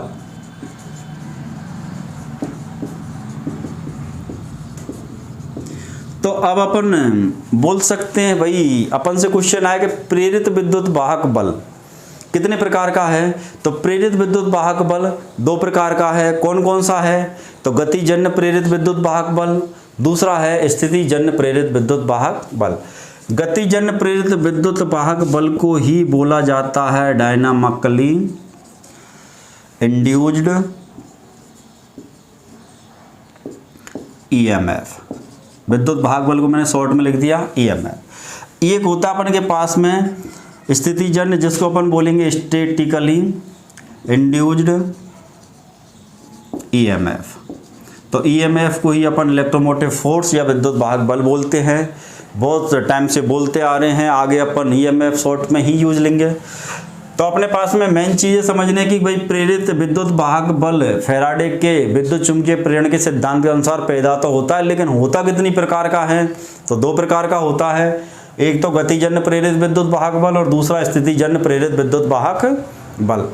अब गतिजन्य प्रेरित विद्युत वाहक बल कैसा होता है और कहाँ कहाँ पैदा होता है?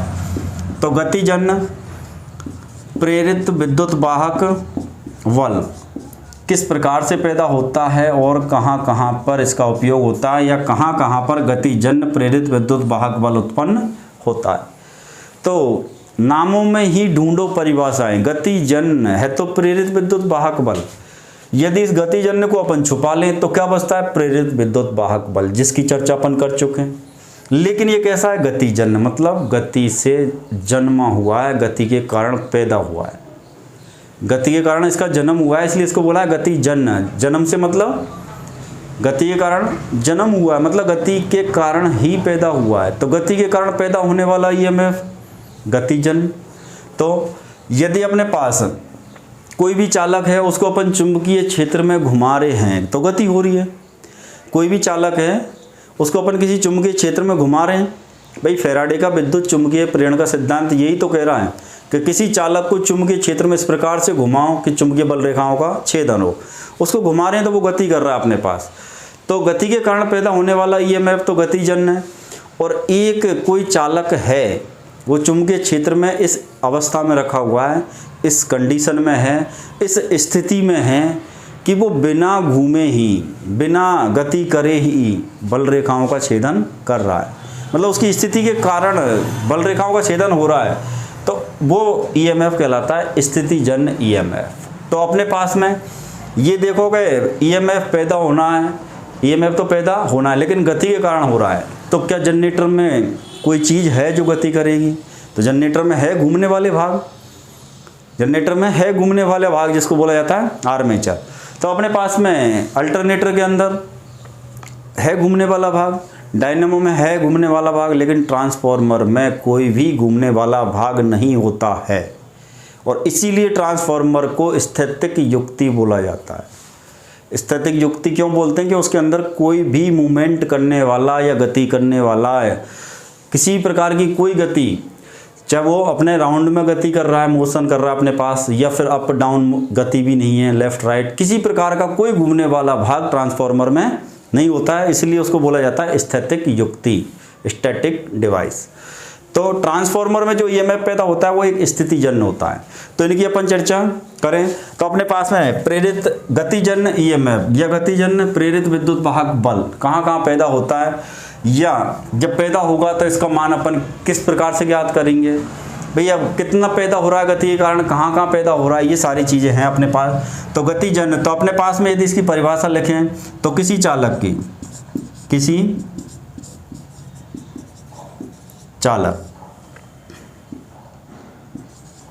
की गति के कारण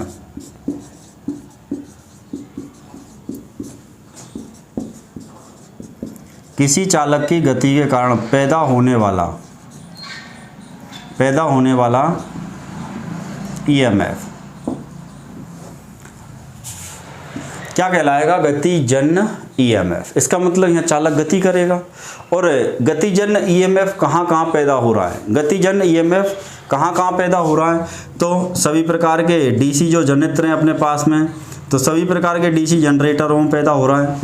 सभी प्रकार के अपने पास में अल्टरनेटर, जिसको अपन बोल रहे हैं प्रत्यावर्तक, तो अल्टरनेटर के अंदर भी गतिजन्य ईएमएफ ही पैदा होता है। इसके अलावा अपने पास डायनामो हैं, तो डायनामो के अंदर भी गतिजन्य ईएमएफ पैदा होता है। तो किसी चालक की गति के कारण ये यदि प्रेरित ईएमएफ पैदा हो रहा है, तो प्रेरित ईएमएफ तो अपन कंफर्म कर चुके हैं फैराडे के विद्युत चुंबकीय प्रेरण के सिद्धांत के अनुसार ही होगा। और होगा तो वहाँ एक चालक भी होगा, एक चुंबकीय क्षेत्र भी होगा। अब अपने पास में यहाँ दो कंडीशन आ गई कि चुंबकीय क्षेत्र तो दोनों प्रकार के ईएमएफ में होता है, लेकिन एक प्रकार के ईएमएफ में तो चालक गति करेगा, दूसरे प्रकार के ईएमएफ में चालक गति नहीं करेगा। तो चालक की गति के कारण यदि प्रेरित ईएमएफ पैदा हो रहा है तो वो गतिजन्य ईएमएफ कहलाएगा, और चालक की स्थिति के कारण यदि प्रेरित ईएमएफ पैदा हो रहा है तो वो कहलाएगा स्थितिजन्य प्रेरित ईएमएफ। अब गतिजन्य प्रेरित ईएमएफ कहाँ कहाँ पैदा हो रहा है? तो अपने डीसी जनरेटरों में पैदा हो रहा है, सब में, अल्टरनेटर या प्रत्यावर्तक में पैदा हो रहा है, और डायनामो में पैदा हो रहा है। तो और बैक ईएमएफ भी पैदा होगा, वो भी गतिजन्य गति के कारण ही होता है, ये ध्यान रखना। अब अपने पास में दूसरा है स्थितिजन्य ईएमएफ। भाई स्थिति के कारण पैदा होगा स्थितिजन्य प्रेरित ईएमएफ, शॉर्ट में लिख देता हूँ अब मैं, विद्युत वाहक बल की जगह मैंने लिख दिया ईएमएफ। ये क्या होता है?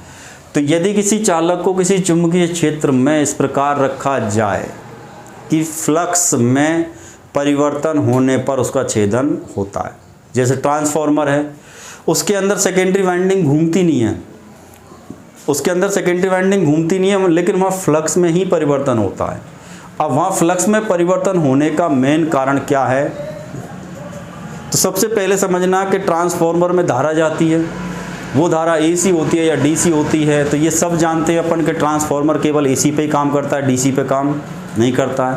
और एसी के बारे में अपन इतना पढ़ चुके हैं वही कि ये अपने दिशा और मान नियत दर पर लगातार बदलती है, दिशा और मान नियत दर पर और लगातार बदलती है। ऐसे नहीं कि एक आध बार बदली, लगातार बदलेगी और निश्चित दर से बदलेगी। अब जब धारा का दिशा बदलेगी, धारा का मान बदलेगा, तो फ्लक्स के मान में भी कमी और वृद्धि होगी, फ्लक्स की दिशा भी बदलेगी।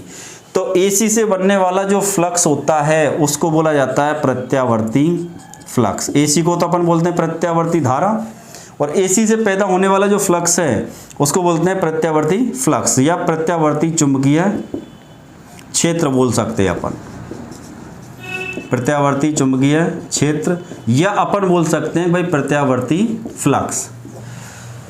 तो एसी के कारण पैदा होने वाला जो फ्लक्स है उसको अपन बोलेंगे प्रत्यावर्ती फ्लक्स। तो प्रत्यावर्ती फ्लक्स के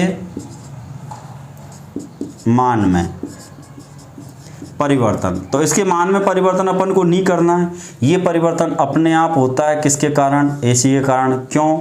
एसी अपनी दिशा भी बदलती है और अपना मान भी बदलती है। धारा का मान कम ज़्यादा होगा, फ्लक्स का मान भी कम ज़्यादा होगा। धारा की दिशा बदलेगी तो फ्लक्स की दिशा भी बदलेगी। तो अपने पास प्रत्यावर्ती चुंबकीय क्षेत्र या प्रत्यावर्ती फ्लक्स के मान में परिवर्तन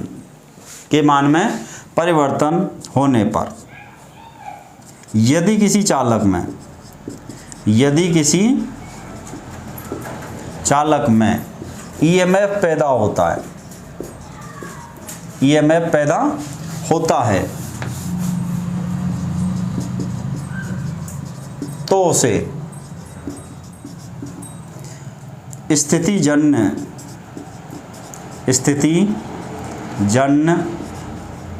प्रेरित विद्युत वाहक बल, उसको अपन क्या बोलते हैं? स्थितिजन्य प्रेरित विद्युत वाहक बल। नाम इतना लंबा चौड़ा है जैसे साउथ के आदमियों का होता है, जिसमें खुद का भी नाम शामिल होता है, अपनी माँ का भी, बाप का भी, बाप के बाप का भी, उसके बाप का भी। तो नाम बहुत लंबा है, स्थितिजन्य प्रेरित विद्युत वाहक बल, गतिजन्य प्रेरित विद्युत वाहक बल। तो समझना है अपन को स्थितिजन्य प्रेरित ईएमएफ विद्युत वाहक बल क्या है। तो प्रत्यावर्ती चुंबकीय क्षेत्र में ही पैदा होगा, ये ध्यान रखना। जहाँ डीसी से चुंबकीय क्षेत्र या डीसी से फ्लक्स बन रहा है वहाँ पर स्थितिजन्य प्रेरित विद्युत वाहक बल पैदा नहीं होगा। भाई गति के कारण तो अपने पास में एसी में भी हो सकता है और डीसी में भी हो सकता है। गतिजन्य प्रेरित ईएमएफ एसी से बनने वाले फ्लक्स में भी हो सकता है और डीसी से बनने वाले फ्लक्स में भी हो सकता है, लेकिन स्थितिजन्य प्रेरित विद्युत वाहक बल केवल एसी से बनने वाले चुंबकीय फ्लक्स या चुंबकीय क्षेत्र में ही पैदा होगा। ये एसी से बनने वाले, डीसी से बनने वाले में नहीं होगा। तो स्थितिजन्य प्रेरित विद्युत वाहक बल, ये ध्यान रखना, प्रत्यावर्ती फ्लक्स के अंदर या प्रत्यावर्ती चुंबकीय क्षेत्र होने पर ही पैदा होगा। डीसी से बनने वाले चुंबकीय क्षेत्र में स्थितिजन्य प्रेरित विद्युत वाहक बल उत्पन्न नहीं होता है। तो क्योंकि यहाँ तो अपने पास स्थिर रहेगा चालक, यहाँ तो चालक स्थिर रहेगा, लेकिन फ्लक्स गति करता है। फ्लक्स क्या करता है? गति। फ्लक्स के मान में भी परिवर्तन होता है। वो किसकी वजह से होता है कि ये एसी से बन रहा है, प्रत्यावर्ती फ्लक्स है, वो किससे बनेगा? एसी से। और एसी से बदलेगा तो एसी अपना मान भी बदलती है और एसी अपनी दिशा भी बदलती है और एक नियत दर से बदलती है और लगातार बदलती है। ये 4 पॉइंट भाई एसी का मान भी कम ज़्यादा होता रहता है, वो 0 से स्टार्ट होगी, मैक्सिमम मान तक जाएगी, उसकी पीक वैल्यू तक जाएगी, उसके बाद में फिर 0 आ जाएगी, फिर वो अपनी दिशा बदलेगी, फिर वो अपने पास ये अपने पास एसी का अपने पास साइन वेव वक्र, तो वो 0 से स्टार्ट होगी, वो अपने शिखर मान तक जाएगी, वो पीक वैल्यू तक जाएगी, फिर 0 मान तक आएगी वापस, यहाँ धन दिशा होगी, इधर ऋण दिशा, फिर वो अपनी यहाँ से दिशा बदल लेगी, फिर वापस दिशा के विपरीत दिशा में वो अधिकतम मान तक जाएगी, फिर अधिकतम मान से वापस 0 आ जाएगी। तो ये लगातार होगा ये काम। क्या होगा ये काम? लगातार, और एक नियत दर से होगा, एक नियत दर, फिक्स दर रहेगी। ऐसा नहीं कि भाई 1 सेकंड में एक बार तो ये 50 बार बदल जाए, ऐसा नहीं कि ये 1 सेकंड में फिर अगली बार 100 बार अपना मान बदलेगी। फिक्स दर है, और उस अपने पास है, उसको अपन किसके रूप में देखते हैं? फ्रिक्वेंसी, जो भारत के अंदर फिक्स है। कितनी? एसी की फ्रिक्वेंसी भारत में फिक्स है 50 हर्ट्ज। तो अपने पास में इस एसी से जो भी चुंबकीय क्षेत्र बनेगा, जो फ्लक्स बनेगा, उस फ्लक्स के मान में भी परिवर्तन आया होगा, उसकी दिशा में भी होगा। क्यों होगा? क्योंकि एसी खुद अपनी मान और दिशा बदलती है, तो फ्लक्स का मान भी बदलेगा, फ्लक्स की दिशा भी बदलेगी, नियत दर से बदलेगी और लगातार बदलेगी। जब अपने पास फ्लक्स के मान और दिशा में लगातार परिवर्तन हो रहा है, तो अपन ने फैराडे के प्रेरण के 2 नियम पढ़े। दूसरा नियम कह रहा है पैदा होने वाला फ्लक्स, पैदा होने वाला प्रेरित ईएमएफ, फ्लक्स नहीं, पैदा होने वाला प्रेरित ईएमएफ फ्लक्स परिवर्तन की दर के समानुपाती होता है। तो इसके अकॉर्डिंग स्थितिजन्य ईएमएफ पैदा होगा। तो किसी प्रत्यावर्ती चुंबकीय क्षेत्र या फ्लक्स के मान में परिवर्तन होने पर किसी चालक में पैदा होने वाला ईएमएफ वो कहलाएगा स्थितिजन्य ईएमएफ। और अपन ने चर्चा करी भाई कि ट्रांसफार्मर की सेकेंडरी, तो अपने पास ट्रांसफार्मर में 2 वाइंडिंग होती हैं, ट्रांसफार्मर में 2 वाइंडिंग होती हैं, एक को अपन बोलते हैं प्राइमरी वाइंडिंग और दूसरी को अपन बोलते हैं सेकेंडरी वाइंडिंग। एक को अपन बोलते हैं प्राथमिक कुंडलन, दूसरी को अपन द्वितीयक कुंडलन, या प्रथम लपेटन और द्वितीय लपेटन। तो ये निम्मी पैटर्न के शब्द हैं, इनको अपन आने पर चर्चा करेंगे, ये टॉपिक भी आएगा ट्रांसफार्मर। तो अपने पास में आगे आने वाला टॉपिक यही है, बहुत मज़ेदार टॉपिक है। बोरिंग टॉपिक अब तुम्हारे समाप्त हो चुके होंगे, आगे आने वाले सारे टॉपिकों में मज़े ही मज़े हैं, लेकिन उनका मज़ा तब आएगा जब बेसिक के चारों टॉपिक क्लियर होंगे।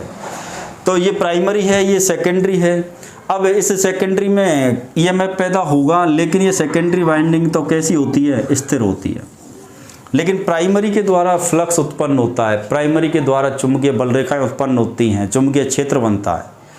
तो प्राइमरी के द्वारा बनाया गया फ्लक्स, प्राइमरी के द्वारा बनाया गया जो फ्लक्स है, ये मान लो अपने पास एक बार ये सिरा एन है और ये अपने एस है। जैसी एसी अपनी दिशा बदलेगी, भाई ये तो बदलेगी, इसकी तो प्रवृत्ति ऐसी है कि एक बार धन दिशा में जाएगी फिर ऋण दिशा में आएगी। ये जैसे इसकी दिशा बदलेगी तो जो ध्रुव एन था वो बन जाएगा एस, और जो एस था वो बनेगा एन। तो पहले वाली कंडीशन में आओ, ये पहले एन था जब यहाँ एस था, ये एन था, तो बल रेखाएं हमेशा एन से ही निकलती हैं, और किधर जाती हैं? वो एस की तरफ जाती हैं, एन से निकल के एस की तरफ। इधर से जब बल रेखा आएगी तो इस बाइंडिंग के द्वारा चुंबकीय बल रेखाओं को क्या होगा? छेदन। जैसे ही एसी अपनी दिशा बदलेगी तो ध्रुव भी बदल जाएंगे, क्योंकि विद्युत चुम्बक के ध्रुव धारा की दिशा पर निर्भर होते हैं। स्थायी चुम्बक तो है नहीं, ये अस्थायी चुम्बक है और विद्युत धारा से बन रहा है। धारा की दिशा बदल दी जाएगी तो ध्रुवों की दिशा भी बदल जाएगी। जैसे ही धारा की दिशा बदलेगी तो अब ये एस नहीं रहेगा, ये तो क्या बन जाएगा? एन। ये एन नहीं रहेगा, ये क्या बन जाएगा? एस। तो पहले तो बल रेखा इधर से इधर आ रही थी, अब बल रेखा फिक्स है कि एन से ही चलेगी, एन से चलेगी तो अब बल रेखा इधर से जाएगी। तो एक बार तो बल रेखा इधर से आ रही है, अगली बार बल रेखा इधर से आ रही है। बीच में रखे हुए अपनी की ये वाइंडिंग, बीच में कौन है? अपनी सेकेंडरी वाइंडिंग। और ये सेकेंडरी वाइंडिंग में लगा हुआ है तांबे का तार, और तांबा होता है विद्युत धारा का चालक। इसका मतलब चालक के रूप में तांबे की कौन रखी हुई है? वाइंडिंग। चालक के रूप में तांबे की वाइंडिंग। अब फ्लक्स एक बार ऊपर से नीचे आ रहा है, एक बार नीचे से ऊपर जा रहा है, और बीच में चालक रखा हुआ है, तो उस चालक को कहीं घूमने की ज़रूरत नहीं है, उस चालक को कहीं इधर उधर गति करने की ज़रूरत नहीं है, खुद फ्लक्स ही आ रहा है तो उसका छेदन अपने आप ही होगा। भाई अपने पास में एक कहावत है, खरबूजा चाकू पे गिरे या फिर चाकू खरबूजे पे गिरे, कटना किसको है? खरबूजे को ही। कटना किसको है? खरबूजे को ही। तो अपन चालक को घुमा लें या फिर फ्लक्स को घुमा लें। कटना किसका है? छेदन किसका होना है? फ्लक्स का ही होना। ऐसा तो है नहीं कि चुंबकीय बल रेखाओं से बाइंडिंग के टुकड़े टुकड़े हो जाएं। बाइंडिंग तो कभी कटेगी नहीं फ्लक्स पे, लेकिन वाइंडिंग फ्लक्स को जरूर काटेगी।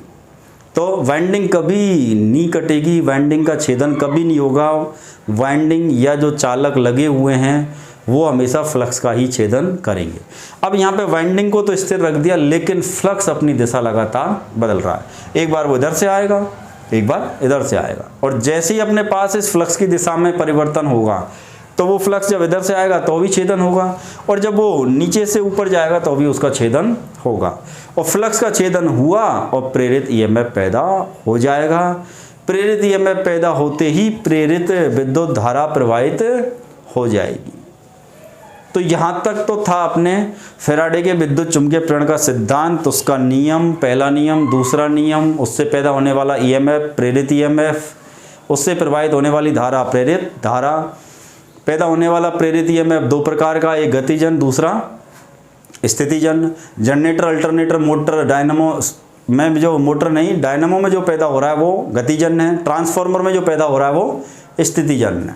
तो ये चीज़ समझ में आ गई होगी कि भाई स्थितिजन प्रेरित ईएमएफ में चालक गति नहीं करता है, चालक रहता है स्थिर। फ्लक्स की दिशा और मान में ही परिवर्तन होता है, और ये केवल एसी में ही पैदा होता है स्थितिजन ईएमएफ, डीसी में पैदा नहीं होता है, क्योंकि वहाँ पे तो अपन को चालक को घुमाएंगे तो ही फ्लक्स का छेदन होगा। डीसी की धारा की दिशा कभी नहीं बदलेगी तो उसकी फ्लक्स की दिशा कभी नहीं बदलेगी, तो वहाँ तो अपन को चालक को ही घुमाना पड़ेगा। भाई वहाँ फ्लक्स ने कह दिया मैं तो एक जगह स्थिर हूँ, अब यदि मेरे पास छेदन करना है तो तुम घूमो, तो वो चालक घूमता है। लेकिन एसी में क्या है? एसी ने तो कह दी भाई मैं तो मेरी दिशा लगातार बदलूंगी, और मैं दिशा बदलूंगी तो मेरा फ्लक्स भी दिशा बदलेगा।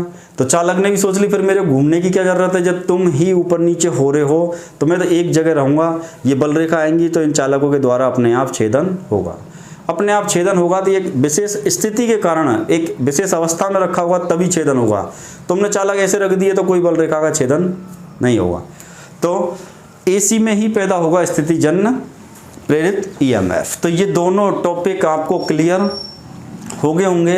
अब अपने पास में ये है अगला सवाल है भाई गतिजन्य प्रेरित विद्युत वाहक बल ज्ञात करने का समीकरण क्या है, और स्थितिजन्य प्रेरित विद्युत वाहक बल ज्ञात करने का समीकरण क्या है, और उन समीकरणों में कौन सा प्रतीक कौन सी राशि को दिखा रहा है और किस इकाई के अंदर दिखा रहा है। क्योंकि अपने पास में क्वेश्चन में भी समीकरण पूछ सकते हैं, या समीकरण दे के ये भी पूछ सकते हैं भाई ये फाई किसको दिखा रहा है, एन किसको दिखा रहा है, ई किसको दिखा रहा है, एल किसको दिखाता है।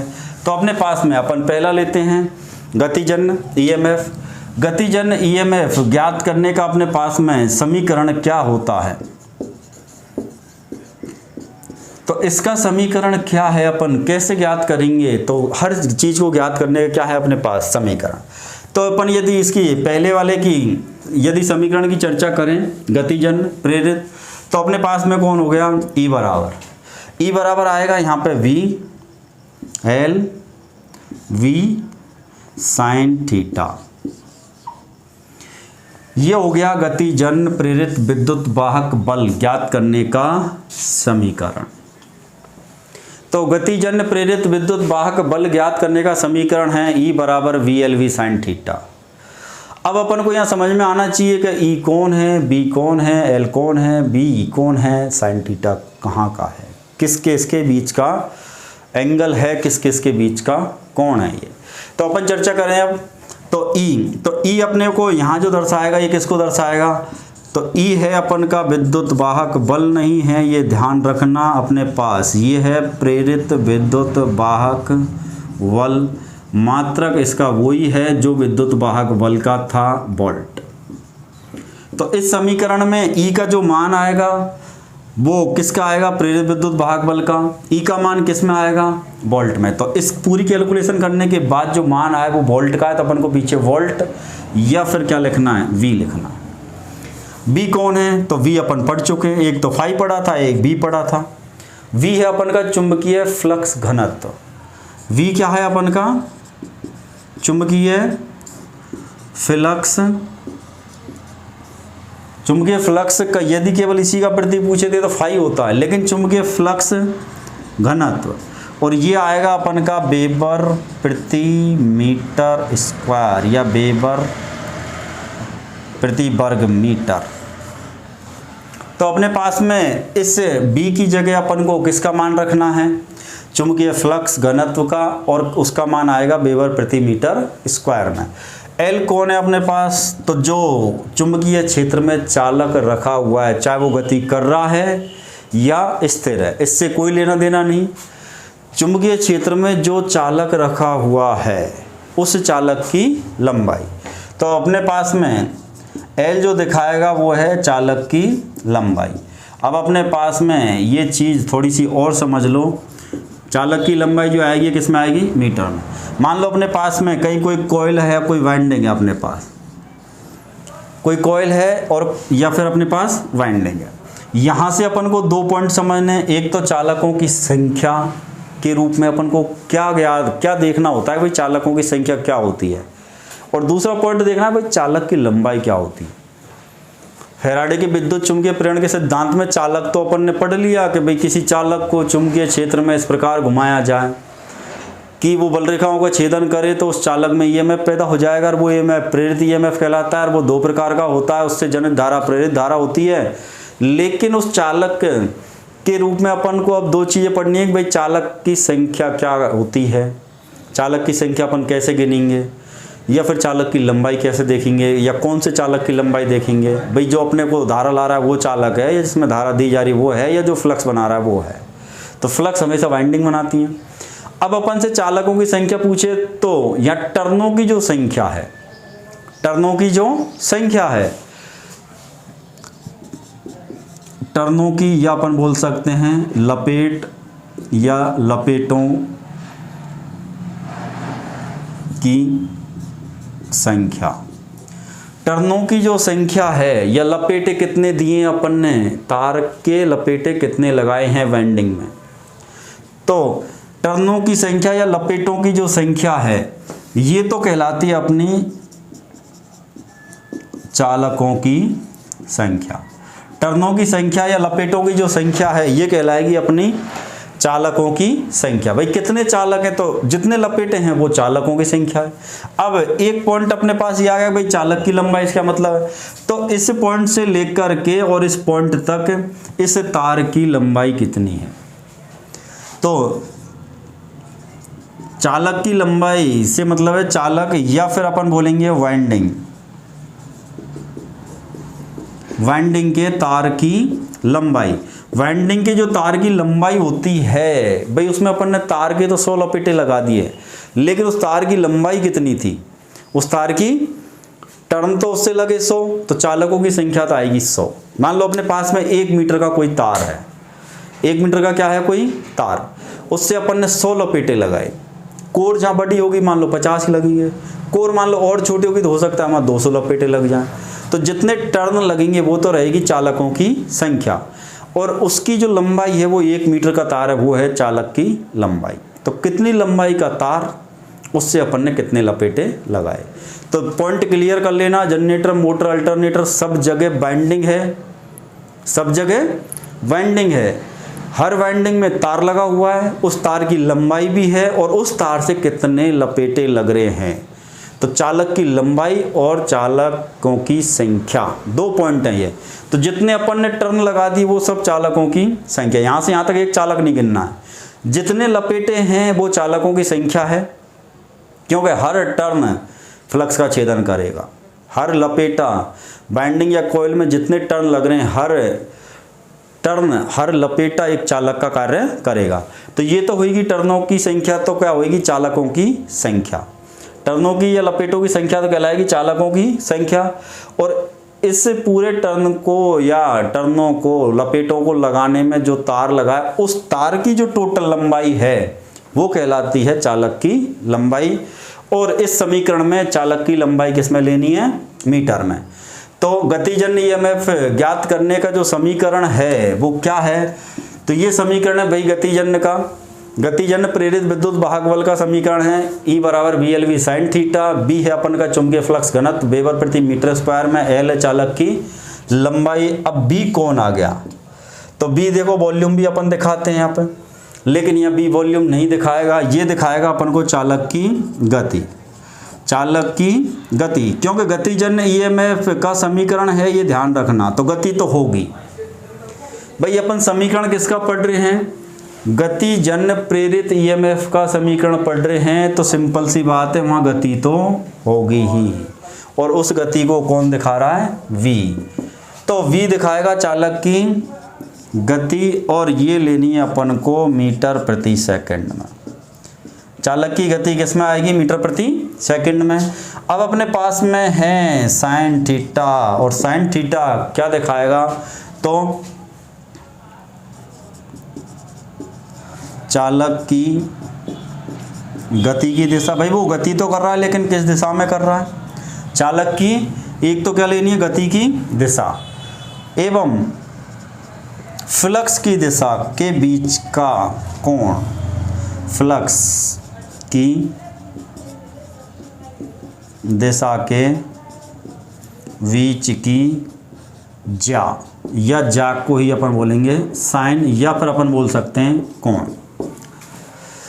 तो अपने पास में ये चीज़ लेनी है, तो साइन थीटा किसको दिखाएगा इस समीकरण में, साइन थीटा दिखाएगा चालक की गति की दिशा। भाई उसकी जो चालक अपन घुमा रहे हैं उसके घूमने की दिशा किधर है, और फ्लक्स की दिशा किधर है, उन दोनों के बीच का कोण, उन दोनों के बीच की ज्या, उन दोनों के बीच का साइन, वो कहलाएगा साइन थीटा का मान। तो अपने पास में गतिजन्य प्रेरित विद्युत वाहक बल कहाँ कहाँ पैदा होगा, ये चीज़ क्लियर हो गई। जहाँ जहाँ गति के कारण EMF पैदा हो रहा है, तो जनरेटर और अपने पास अल्टरनेटर और डायनामो, वहाँ गतिजन्य EMF है। स्थिति के कारण कहाँ पैदा हो रहा है, ट्रांसफार्मर के अंदर। तो गतिजन्य EMF पैदा ज्ञात करने का समीकरण तो है अपने पास E बराबर VLV साइन थीटा, जिसमें E दिखा रहा है प्रेरित विद्युत वाहक बल का मान वोल्ट में, V दिखा रहा है चुंबकीय फ्लक्स का मान, चुंबकीय फ्लक्स घनत्व का मान वेबर प्रति मीटर स्क्वायर में, L दिखा रहा है चालक की लंबाई मीटर में है, और V दिखा रहा है अपन के पास चालक की गति मीटर प्रति सेकंड में, और साइन थीटा है चालक के गति की दिशा और चुंबकीय फ्लक्स की दिशा के बीच की ज्या या साइन या कोण। तो ये समीकरण हो गया। अब इनसे संबंधित हर समीकरण, हर वीडियो में हर समीकरण जो भी है वो बन रहा है, लेकिन इनसे संबंधित न्यूमेरिकल के सबके वीडियो अलग से आएंगे, सब आप वीडियो आपको मिलेंगे। आप थोड़ा सब्र रखें और लगातार वीडियो देखते रहेंगे तो सब कुछ मिलेगा। और वीडियो को अच्छे से पढ़ना है, और वीडियो यदि आप देख रहे हैं तो पूरा देखो, आधा अधूरा वीडियो देखने से अच्छा है कि आप वीडियो को देखो ही मत। आधा अधूरा देखने से अच्छा है कि वीडियो को देखना ही नहीं है। देखना है तो टाइम निकाल के पूरा देखना है। आधा देखोगे आधा ज्ञान मिलेगा, और आधा ज्ञान हमेशा खतरनाक होता है, ये ध्यान रखना। अपने पास में दूसरा जो EMF था, पहला तो था गतिजन, दूसरा कैसा था, स्थितिजन। अब भाई ये कितना पैदा होगा, स्थिति के कारण तो पैदा होगा ये, लेकिन कितना पैदा होगा, तो इसको ज्ञात करने का अपने पास समीकरण, तो अपने पास E बराबर -n, E बराबर मैंने लिखा -n। अब अपन के पास में -n phi d upon TD, ये समीकरण है भैया अपने पास। अब अपने पास गतिजन्य EMF ज्ञात करने का ये समीकरण है। अब बात को समझ में नहीं आई अपने, तो भैया लिख दिया, इसका मतलब क्या है, लिख तो दिया, लेकिन ये है क्या है। तो E को अपन समझ गए, E जो आएगा वो प्रेरित विद्युत वाहक बल का मान आएगा। अब वो चाहे स्थितिजन्य हो या प्रेरित गतिजन्य हो, लेकिन है वो प्रेरित विद्युत वाहक बल का मान। E से -n क्यों दिखा है अपन ने यहाँ पर, तो इसकी चर्चा अभी अपन करेंगे इस समीकरण के बाद, इस समीकरण के बाद करेंगे। तो अपने पास माइनस की चर्चा अपन बाद में करेंगे। अब n की चर्चा करते हैं। n जो है ये कौन है, तो ये स्थितिजन्य है। यहाँ क्या n कोई गति को दिखा रहा है, ऐसा तो नहीं घूर्णन गति को दिखा रहा है। तो स्थितिजन्य EMF का समीकरण है जहाँ गति तो है ही नहीं, स्थिति के कारण पैदा हुआ है। तो सबसे पहले तो ये डाउट क्लियर कर दो कि यहाँ पर ये n घूर्णन गति RPM में नहीं दिखाएगा, घूर्णन गति RPM में नहीं दिखाएगा। तो फिर n दिखा किसको रहा है? n दिखा रहा है चालक के टर्नों की संख्या। n क्या दिखा रहा है? चालकों की संख्या। तो अपने पास n जो दिखा रहा है ये दिखाएगा चालकों की संख्या, और कोयल में लगे टर्न सब चालक हैं, और कितने टर्न लगे हुए हैं वो संख्या ही चालकों की संख्या होती है। तो n जो दिखा रहा है वो दिखा रहा है चालकों की संख्या। फाई डी कौन है? तो अपन ने एक लिखा था फाई 2 माइनस फाई 1, इसी को अपन लिख सकते हैं फाई डी। डी का मतलब है डिफरेंस और फाई मतलब फ्लक्स, तो डिफरेंस ही निकाला है अपन ने यहाँ। फाई 2 माइनस फाई 1 लिखा था, दो फ्लक्स से परिवर्तन होगा जब कितना है और अधिकतम कितना अपने पास। तो अब अपने पास में इन दोनों के अंतर को अपन फाई डी से दिखा रहे हैं, तो वो फाई डी यहाँ लिख दिया। तो ये जो फाई डी है ये डी से मतलब डिफरेंस है, परिवर्तन है, और फाई डी दिखाता है फ्लक्स परिवर्तन की दर। तो फाई डी किसको दिखा रहा है? फ्लक्स परिवर्तन की दर, और ये आएगा अपन का वेबर प्रति मीटर स्क्वायर में। तो फाई डी बराबर अपन लिख सकते हैं फाई 2 माइनस फाई 1 या फाई डी। तो फाई डी किसको दिखा रहा है? फ्लक्स परिवर्तन की दर वेबर प्रति मीटर में। इसके अलावा यहाँ कौन है? इसके अलावा यहाँ है टी। तो अपने पास में टी कौन है? समय। तो अपने पास ये लिखना है फ्लक्स परिवर्तन का समय। भाई फ्लक्स कितनी देर तक बदला, फ्लक्स कितने समय तक परिवर्तित होता रहा, फ्लक्स कितनी देर तक बदलता रहा, यह चालक कितनी देर तक घूमा, यह चालक कितनी देर तक घूमा। जब तक घूमेगा जब तक फ्लक्स में परिवर्तन होगा, और फ्लक्स परिवर्तन का समय अपन को लेना है किसकी जगह? टी डी की जगह। तो अपने पास में समीकरण में E बराबर माइनस एन डॉट लग रहा है बीच में, इसका मतलब ये मल्टीप्लाई होगा फाई डी के मान से अपॉन टी डी का मान। तो n तो है चालकों की, n है चालकों की संख्या, फाई डी है अपने पास में फ्लक्स परिवर्तन की दर, और टी डी है फ्लक्स परिवर्तन का समय या समय अवधि। भाई कितनी अवधि तक फ्लक्स में परिवर्तन होता था। तो अपने पास में यहाँ पर E बराबर अपने पास देखना है, तो ये आया अपने पास। तो E का तो अपन यहाँ लिख चुके हैं इसलिए मैंने उधर नहीं लिखा। E किसको दिखाएगा? प्रेरित विद्युत वाहक बल का मान। तो ये सारे क्लियर हो गए होंगे कि कौन सा चिन्ह, कौन सा प्रतीक किस राशि को दिखा रहा है, ये क्लियर हो गए होंगे। अब अपन चर्चा करते हैं किसके बारे में कि भाई ये माइनस का चिन्ह क्यों लगाया इसके आगे। अपन को कई बार ये समीकरण इस तरीके से नहीं तो अपन को इस तरीके से ही मिलता है, इस तरीके से मिल जाएगा। E बराबर माइनस यहाँ लगा, इस तरीके से ही मिल सकता है, तो कोई अंतर नहीं, कहीं भी लगा लो। लेकिन ये माइनस जो लग रहा है कि भाई ये मान माइनस में आएगा, तो अपन ने तो पैदा किया ये में, और कोई चीज़ जब पैदा होगी तो वो माइनस तो हो नहीं सकती। कोई भी चीज़ जो अपन ने पैदा करी है तो वो माइनस तो होगी नहीं, कुछ तो हुआ, पैदा हुआ, इसका मतलब कुछ तो है। लेकिन ये माइनस का जो चिन्ह है ये क्या दर्शा रहा है? ये दर्शा रहा है कि गतिजन्य EMF प्रेरित EMF, गतिजन्य प्रेरित EMF की जो दिशा होती है वो फ्लक्स परिवर्तन की दिशा के विपरीत होती है, फ्लक्स परिवर्तन की दिशा के विपरीत होती है। तो अपने पास में मैं इस चीज़ को यहाँ लिख देता हूँ।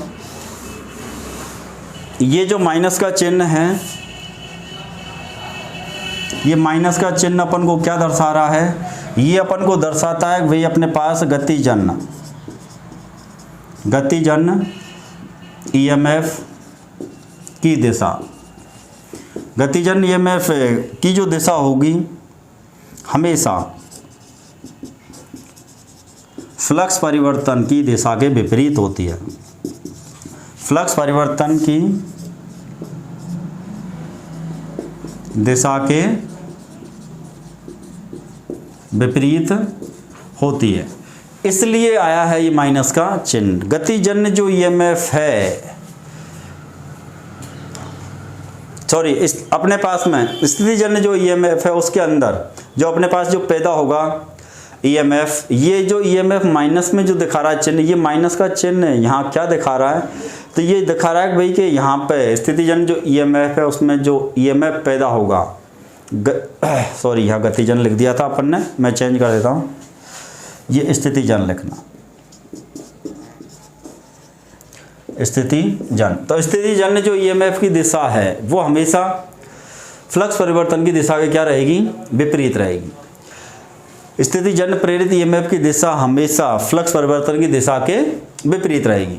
तो अपने पास में गतिजन प्रेरित विद्युत वाहक बल भी हो गया और स्थितिजन प्रेरित विद्युत वाहक बल भी हो गया।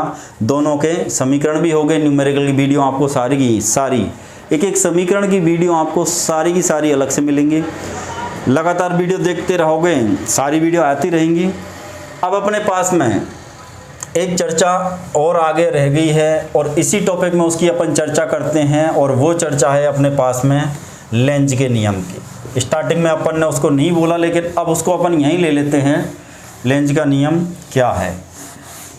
तो अपने पास में बहुत से आदमी ऐसे होते हैं जो देखते हैं भाई ये आदमी काम कर रहा है, देखते हैं कि ये आदमी काम कर रहा है, और वो देखते हैं यार कि इसके काम में तो अपना काम भी बन रहा है। जैसे बहुत से आदमी होते हैं जिनको बाज़ार जाना होता है, तो बोलते हैं कि भाई मैं बाइक से बाज़ार जा रहा हूँ, तो वो कहेगा कि अरे यार मैं भी चलता हूँ। अब वो ठाली बैठा था, लेकिन एक आदमी बाज़ार जा रहा था, उसने सोचा कि यार ये जा रहा है तो इसके साथ ही अपन बैठ जाते हैं, इसके साथ ही अपन बैठ जाते हैं तो अपन अपना भी काम कर के आएंगे। जबकि उसने ना तो मोटरसाइकिल के टायर घिसाए, ना मोटरसाइकिल में पेट्रोल जलाया, केवल बैठ के चल दिया। ऐसी स्थिति कुछ लेंज के नियम में है। ये जो कहानी सुनाई है, ये क्यों सुनाई है कि ऐसी स्थिति कुछ लेंज के नियम में है कि विद्युत चुंबकीय प्रेरण का सिद्धांत में दिमाग लगा रहा था कौन, माइकल फैराडे। उसने दिमाग लगाया तो दो नियम भी बनाए, मेहनत करी उसने, तो उसने दो नियम भी बना दिए। फिर उसने देखा कि भाई ये पैदा होने वाला ईएमएफ है, ये प्रेरित तो है, लेकिन ये तो दो तरीके से पैदा हो सकता है। तो उसने प्रेरित विद्युत वाहक बल का भी वर्गीकरण कर दिया कि भाई ये दो प्रकार का होता है।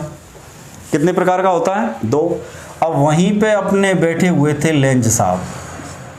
वहाँ पे ही कौन बैठे हुए थे, लेंज साहब बैठे हुए थे।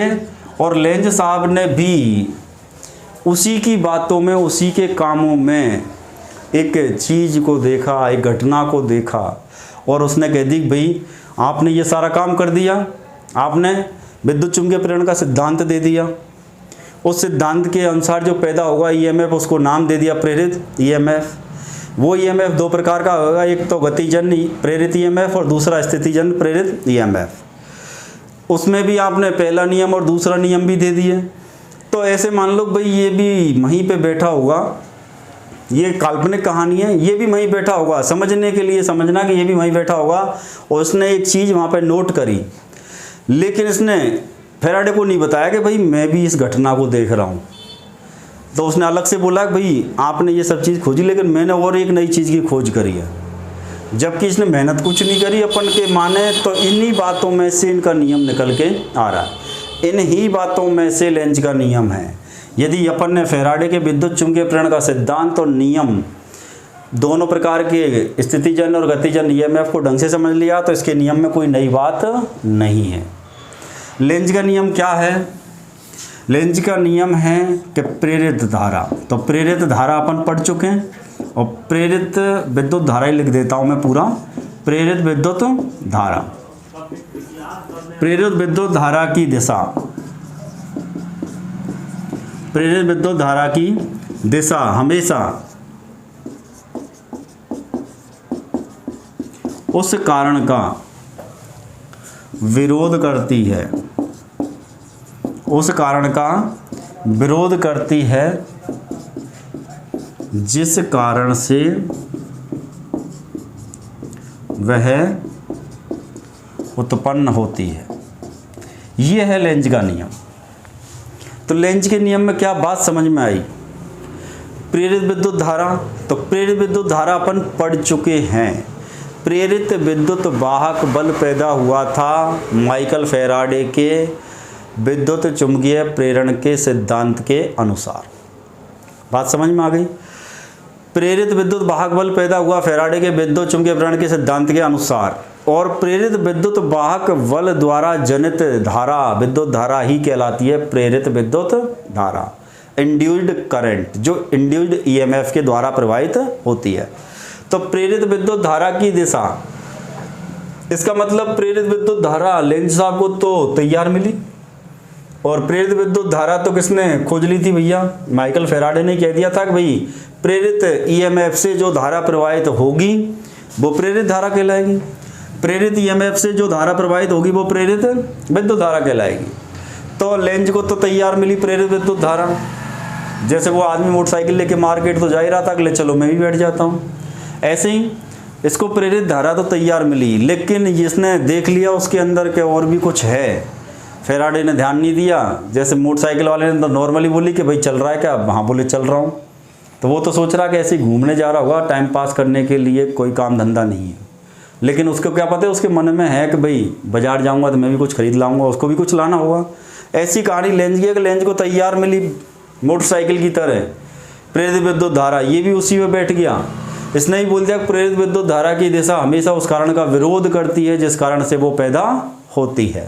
तो इसका मतलब ये लेंज अच्छा आदमी नहीं था, और जो अच्छा आदमी नहीं है उनके लिए कहावत है कि भाई जिस थाली में खाते हैं, जिस थाली में खाना और उसी थाली में छेद करना, एक कहावत है, और वही कहावत यहाँ लागू हो रही है। जिस थाली में खाना उसी थाली में छेद करना, मतलब जिस कारण से ये पैदा होती है उस कारण का ही क्या करती है? विरोध।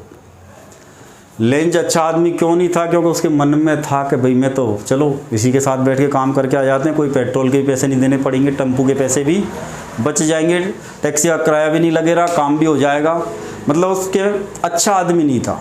इस कहानी से अपन को समझ में आएगा अच्छा आदमी नहीं था, और अच्छे आदमी नहीं है जो बुरे आदमी हैं उनके लिए कहावत है कि भाई जिस थाली में खाना उसी थाली में छेद करना। ऐसा ही इसका सिद्धांत है, ऐसा ही इसका सिद्धांत है।